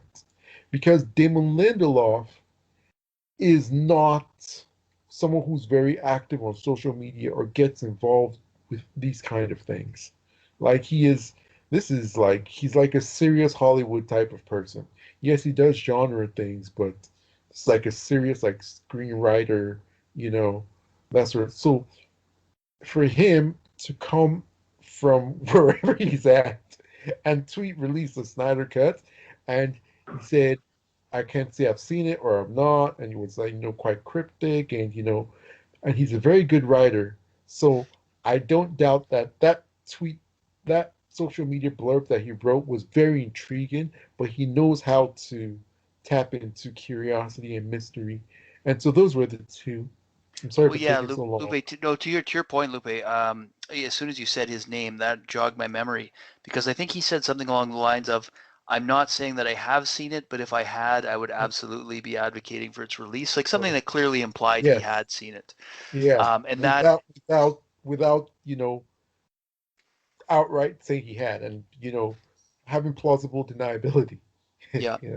Well, and we've kind of skipped through it in this whole recap, but I mean, Jason Momoa, we kind of probably should have mentioned him, but I mean, his, Yeah, I want to see it. yeah, Yeah. like I mean, Yeah. his, well, and not only that, but yeah, it exists, and I think people need to see it. Like, you don't think Zack could have finished it? I mean, he was playing coy too, because I mean, obviously, we know now the Snyder Cut wasn't finished in the sense that it could be released, but it certainly, we have a fair bit of evidence now that that he'd put together at least his 214-minute cut, ordered everything into its place, and short of VFX and scoring and that sort of stuff. Mhm. He basically put his cut together, but Yeah. Momoa was a huge Not good. to interrupt, but there's something that we haven't mentioned, and I think it gets lost in this conversation of the level of completion of the Snyder Cut. It was agreed upon in the fandom that yes, we would like something that's 100% glossy. As a matter of fact, 110%, which we're actually getting 110%. Um, Literally, we are. Do the math.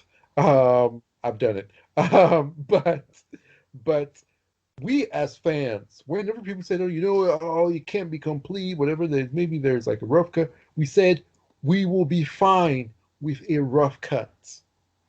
Yes. So that's something that people need to remember because it's constantly brought up whenever we talk about maybe it wasn't complete. Like now, we were like, you know what, just give it to us, even though it's not complete. Whatever you have, even if it's 70% shot, whatever, it will be better than what we saw in theaters. Yeah, absolutely. I mean, I think when this whole thing started, I think that's all any of us could have hoped for was to Mhm. get Mhm. the 70% complete version with the storyboards and maybe Zack Snyder explaining what he intended to go on in certain scenes and Ray Mhm. Fisher in his pajamas. Like Mhm. all I wanted when this thing started was for them to burn whatever they had from Snyder on a disc so that we could see what he intended and fill in the blanks with our imagination. And that would have been enough for me in the Yep. inception of this thing, right? I mean, now we're getting so much more. We're getting more, like, more than I certainly imagined possible. But 110%. Do the yeah, math. glad glad He we are, glad we are. But shot additional scenes. We're yeah, getting more one than 100%. Yeah, and even though this has been more focused on the efforts of the movement, this recap, I mean, the momentum that we got from some of these people, you mentioned Lindelof implying that he'd seen it, Jason Momoa basically outright telling us he'd seen it, Hmm. and saying that the public needs to see it. Snyder himself, stringing us along the whole time, and ultimately saying is it real? Does it exist? Of course it does with the film canisters. I mean, these are all critical moments in spurring on the movement and these events and the growing groundswell of desire to see these things, right? It all plays in together. So this recap, as I say, has been focused more on the movement, but all of that does absolutely work together. Yeah. Did you have anything more to add on the 2-year anniversary, Lupe, before we pass it off to Christian to No, give us his thoughts? that's it. Yeah. All right, Christian, what do you have to add to the stake? Not a ton, except that this was the first time I participated in one of the actual hashtag events, Mhm. and I remember it being just a lot of fun more than anything Mhm. else. The energy was fun. Most of the guys in my comic group were in on it. My MCU group was in on it. Mhm. They wanted it. It was just like at that point, it just became fun and it was exciting and there was energy and there was, from my connection to the Exiles, I was told like, this is it. They were like, you got this, you got to do it. And they were like, if you could do me, do us a favor, pass it on, tell people, do what you got to do. So you get the word out. And I was telling them, and I'm telling these guys, like, you guys got to, if you think you want it, it's not a joke anymore. It's not funny. Do it. And they were like, yeah, we'll do it. And it was just cool. And it was cool Yeah, and to go ahead. not to interrupt you, like just like hearing everybody talking about and like if I could have a way to say thank you to like the Marvel fans and everybody who's not part of the fandom but was just like positive during that time and just like what, you guys, we're gonna like support you and we're gonna tweet along with you. Like if there's a way that we could just say thank you to like all of them, like I would love that. Really, I really do feel like a lot of gratitude to all of y'all. It was fun. I don't know what else to say. And plus, at that point, like we said, and I don't need to drag this out any longer than we have. It's just the the feeling had shifted. The narrative had shifted. Everything had started to shift, and you had the other nerddom communities on your side. And when that happened, they were going to jump on board too. Forget the bloggers, forget the haters out there. They're always going to be there, right? They're always going to be a part of this. They're always going to be like, it's not going to happen, or oh, it's going to come out and it's going to suck. They're going to hate watch it, whatever. Fuck this. Bleh. That's fine. They're going to do that. But there were other geeks, nerds, fans, whatever you want to call us, we're all a big family. And it was just exciting. And then it trended and it hit the news. And, I had like my wife being like, is that the Snyder cut thing you've been talking about? Yeah, it's that. And it was just fun. And I don't know what else to say about it, except, it left a good feeling behind it that day. And then the connections that even I had afterwards, because, I go off and did that. And then like a whole bunch of people that I never met before online are like, hey, dude, thanks. And that was great. And it was just like this positive infusion in a world that sucks so much that it was just really great to see that. Because normally, I'm in the MCU community. Yeah, we love one another. I'm in the Star Wars community. Oh, forget it. We do hate each other. But anyway, no, you're in those different communities and they tend to love one another. But it's so difficult for them to get outside their little groups, and for DC to love Marvel and Sony to love Disney, and you know what I mean? All these fans. And it was one of the few times I have seen it in my life. It has happened, but it was one of the few times that I've seen it and also been a part of it. It was really fun. Absolutely. Christian, I got a question for you. The first time you decided to join in on one of these tweeting events, did you have to trim or change your Twitter account in any way? Because I know the first time I decided to get really active on Twitter, I basically unfollowed everyone in my personal life because I didn't want my daughter's dance instructor getting spammed with release of Snyder Cut, and created a separate personal account. I kind of did it backwards. Instead of like creating a new account to advocate for the Snyder Cut, I basically got rid of everyone on my personal account, created a new personal account, and made my old personal account my Snyder Cut account. Were you able to blend the two together? Like, were you actually able to keep personal contacts on your Twitter feed while continuing to advocate for the Snyder Cut? Yeah, and the reason is because I don't have a lot of quote unquote in real life contacts on Twitter. Most of that is done through Instagram and Facebook. So while my Twitter feed is my personal Twitter, I'm way more connected with fans, with people that I've met online and stuff like that, people across the country and into other countries through Twitter than my other social networks. My other social networks are far more personal than I am on Twitter. It's changed a little bit. I've become more personal over the last 2 years on Twitter, but it was very easy for me to do it. It's like it was almost a seamless transition. Because I think that does hold some people back, right? Because if you're mixing personal contacts on Twitter, you can't spend half your day advocating for the Snyder Cut, right? You have to have a separate account for that. Well, I guess you could. And that's a big step when you got to maintain two accounts, one just for the Snyder Cut. So, all right. With that said, we'll wrap up the last few pieces of this. Now we've gone way over time. I'm going to propose that maybe we turn this into a two-parter episode. We wrap up this look back at the fandom, and then we'll lead into the remaining topics in a separate episode. I don't know. What do you guys think about that? I agree. I think that's wise. Yeah, let's make this a two-part. All right. So let's wrap up here with the last few steps here, and that will segue into our to be continued. So after this November 19th, I know we weren't expecting an announcement that day, but I think there was a lot of excitement that we'd hear something in the near future following. And we were trying to keep that momentum up. And in the first week of December, Ben Affleck was raising money for charity to feed families. Feeding America. Feeding America. Yeah, I'm sorry. I'm just looking for the exact name of the charity. It's Feeding America. So Ben Affleck was raising money for Feeding America, and someone had the idea to challenge Subway to donating subs to the hungry if we could hit tweet targets. And they came up with a challenge. I forget how many tweets it was, but they challenged us to, was it 5 hours to get 5,000 tweets? 5,000 tweets or retweets, was it? I think it was. And Subway ended up giving 15,000 subs to Feeding America because we did it in under 214 minutes, which was pretty awesome because Subway is not a small franchise. It's not a small Twitter account. And the fact that they recognized the significance of 214 minutes, doing it under 214 minutes, showed a level of engagement and awareness. Now, you could say it's an anomaly that, it just so happened that their social media person happened to be a Snyder fan. But certainly they got it. They knew what they were getting into. And not only did that end up with 15,000 subs being donated to charity, but we had also a ton of other smaller but still recognizable sandwich chains wanting to get on board. And all of a sudden, the cold cut industry was hopping on board with the Snyder Cut. So that was a pretty awesome moment in the movement, and helped keep the momentum going.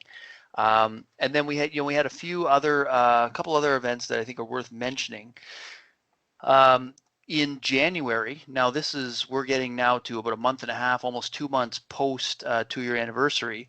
We still don't have an announcement. I know a doubt was probably starting to creep in a little bit in some of our minds by this point. And a project was put together to raise money or to fly another banner over Warner Brothers, this time to ask Ann Sarnoff to please release the Snyder Cut. And in this case, again, we raised over $3,000. Half of it went to AFSP. The banner was flown over Warner Brothers, keeping the pressure and the momentum up, showing the demand still there, while we patiently waited for our announcement. Now, also in January, and this is a big turning point in the fandom, a ribbon banner was created to be displayed during a televised soccer game with an audience of millions worldwide. It came up on very short notice. The organizers got a deal on signage, had to move quickly, and secured the signage basically on faith that the fandom would be able to donate enough to cover it. And sure enough, the fandom did step up. We were able to raise approximately $6,000 for this signage, with 50% again going to AFSP. But this is where we had a split in the fandom, because Snyder had, just prior to this, put out his first Zack Snyder's Justice League t-shirt on AFSP. And there was a segment of the fandom that felt that the signage should have reflected that new branding, Zack Snyder's Justice League. Meanwhile, the signage that was created heavily promoted the hashtag Release the Snyder Cut and the RT Snyder Cut Twitter account, which was the hub. And it kind of showed two different philosophies. And I'll admit, my first reaction to this was, why aren't we using the branding that Snyder just gave us? And when I asked that question, I was told, well, because there's potential copyright and legal issues with using it. And that made sense to me. And I thought, for at least from my perspective, it was over and done with. Either way is fine. My first thought was, let's use the logo and the Zack Snyder's Justice League title. The reason was explained to me why it wasn't. Totally get the idea of using the hashtag and pointing people at the Twitter account. But little did I know there was more going on behind the scenes, and some animosity had been brewing behind the scenes.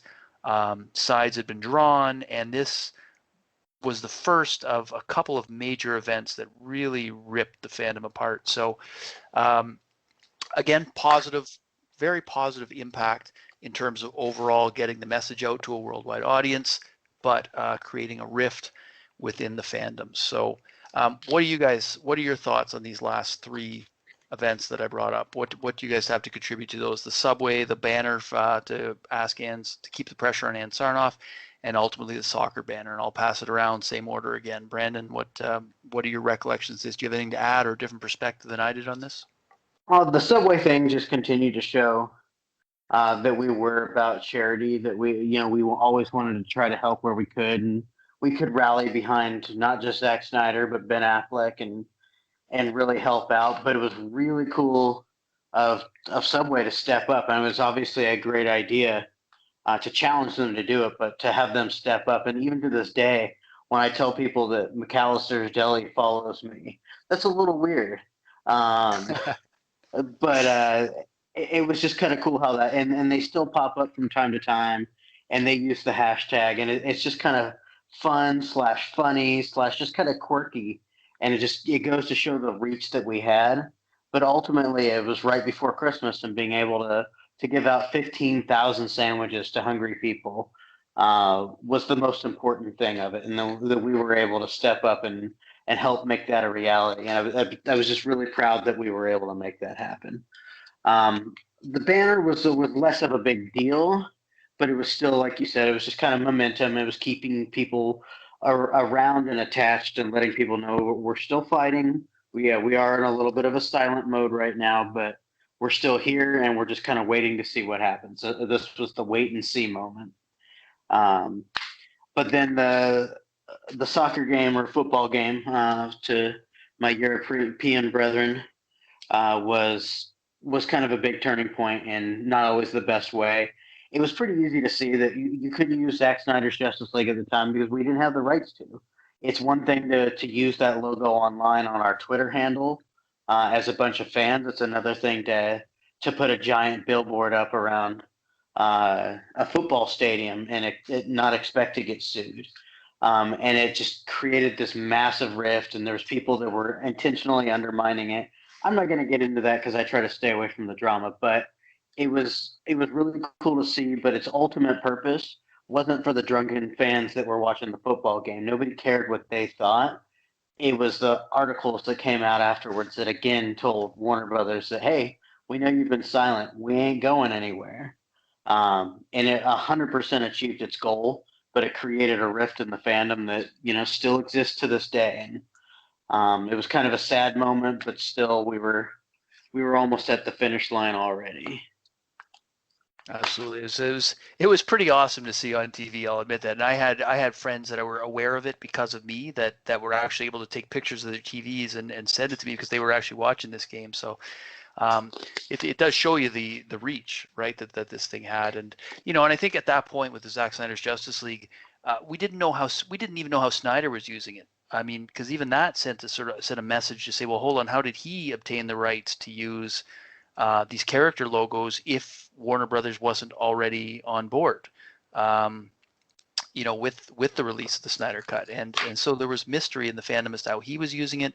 We didn't know for certain if we could use it or if we'd be at legal risk or if there'd be, potential legal ramifications for using it. So, but certainly there were, animosity and bad feelings created in the fandom, but at the same time, awesome reach.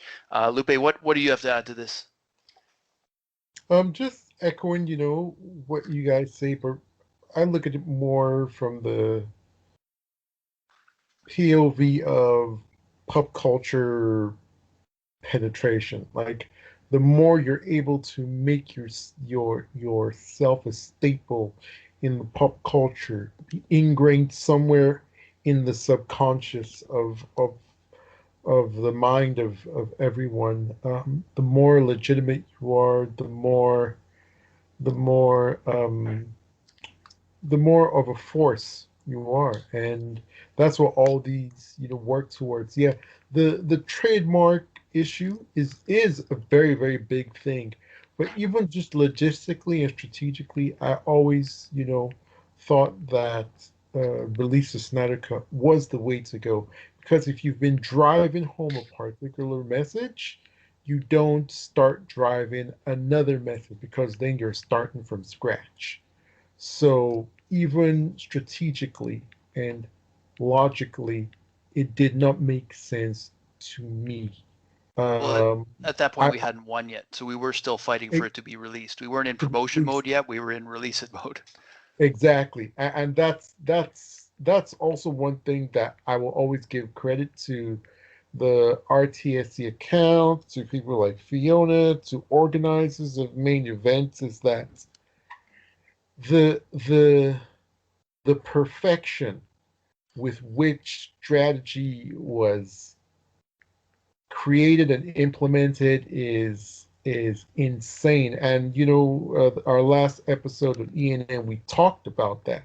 We talked about the impact that all these things happen. There has never been a sustained fan-driven campaign that has been this successful. There hasn't, period. In terms of what we were up against and how we're able to overcome it. And it's because of, these moments in time where you come to a fork in the road and you say, okay, should we use this hashtag or this hashtag? Should we do it this way or this way? Should we put our money towards this or that? And it seemed like at every single point in time, the right decision was made. And the right decision was to release the Snyder Cut, and the right decision was to continue to press on that. I played a lot of sports, growing up, and one thing that coaches in sports always teach athletes is don't learn 100 moves. Learn one move and be a master of that one move. Don't try to learn, a lot more. until you've completely perfected that one move. Then you can start thinking of counters and other things. And we hadn't yet gotten the Snyder Cut released, so we just need to keep on pushing that button, and that's what that did. In terms of Subway, same thing.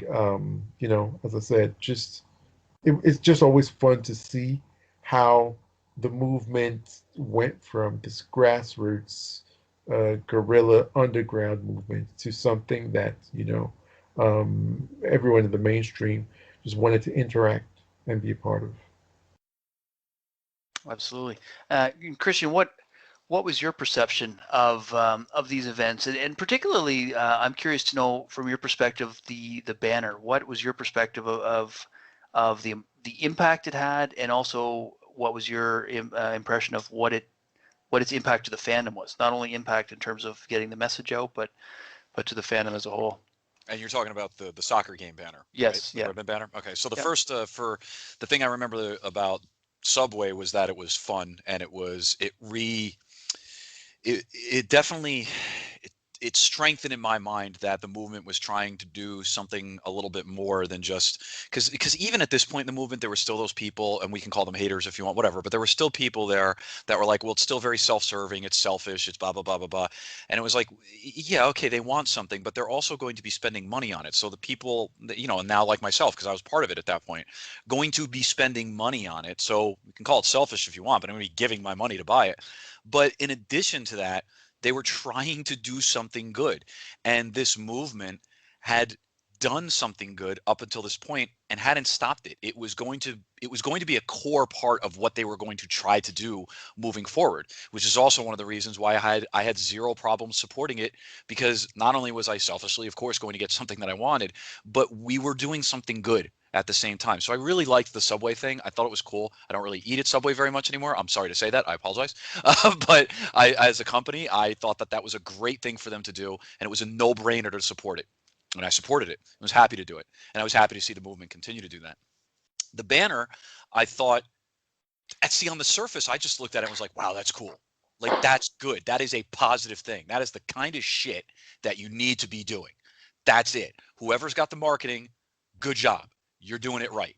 That's what you want. You want to get in front of people. You already got the nerd stuff going on, and you were at NYC, and NYC is marquee. That's it. You want to be there. Now you're doing it at a big sporting event. Now you're raising money. You're splitting the proceeds. You got $6,000. I donated a couple bucks. Awesome. Great. I saw the fight, and it took me a couple months. I'm not going to lie. It took me like 2 months to figure out exactly what the hell was going on behind the scenes. And there were those conversations as I was talking to people behind the scenes about copyright and all this other stuff. And it made sense when I spoke with them. But the problem was, on the surface, all people saw was the fight. And I saw a lot of people in different groups, in different comic groups, in fan groups, in the media, whatever, the blog sphere, use that as a negative. To be like, see, they can't even get their shit together. You know what I'm saying? If that even makes sense, what I'm saying right now. But like, that was the thing that like I noticed right away. It was like, oh crap. People are looking at it, instead of jumping on the positive, of course, they're going to jump on the negative. There's got to be cracks in the armor. There's got to be kinks. That's what people seem to jump on. And that was the thing that really like disappointed me about it. Because on the surface, I'll repeat, I saw it as something good. That's what you need to do. Fuck.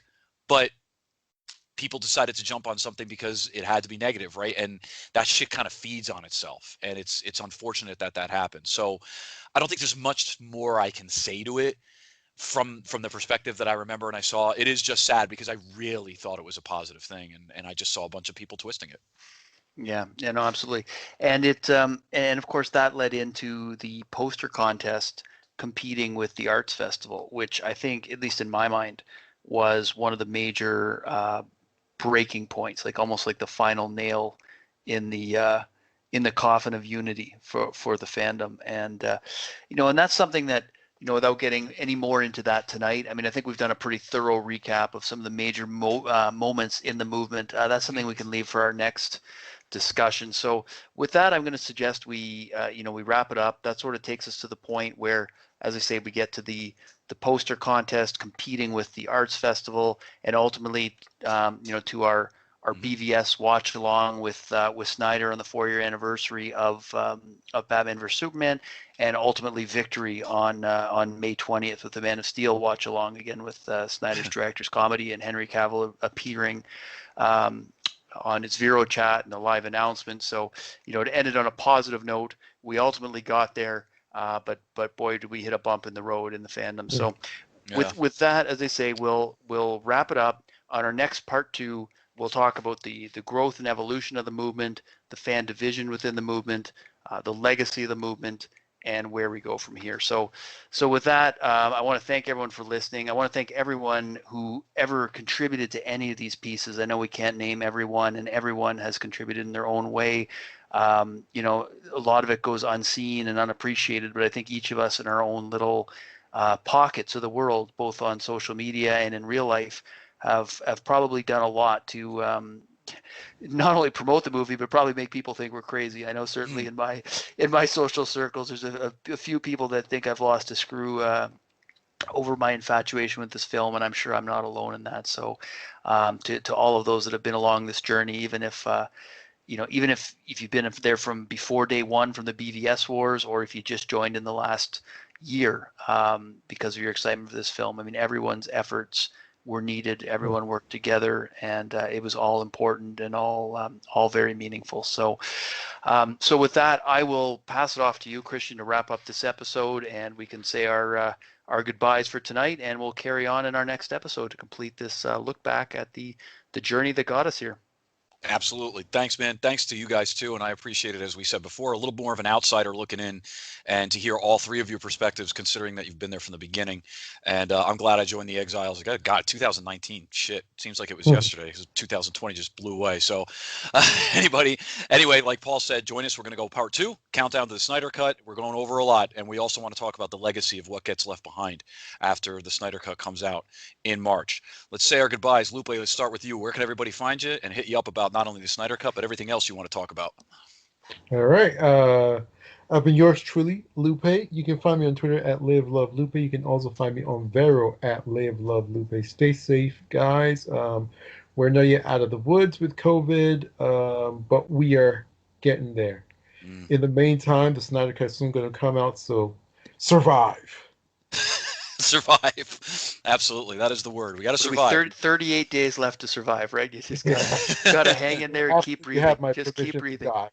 And a bunch of my most anticipated films for 2021 are getting kicked until later in the year. I got to survive a long time. Paul, thanks for doing the bulk of the work here in this episode. Where can everybody find you online and talk with you about the cut and all things, well, anything else you want to talk about?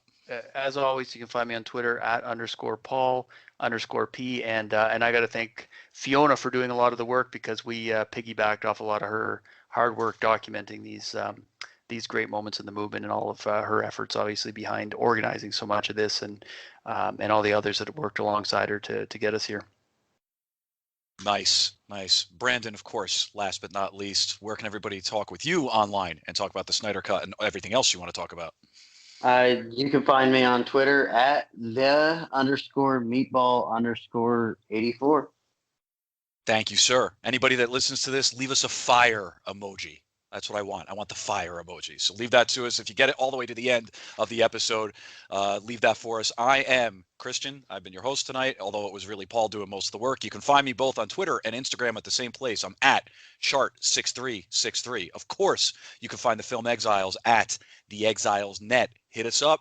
We're looking forward to it. Everybody, please stay safe, stay healthy, and above all, stay exiled.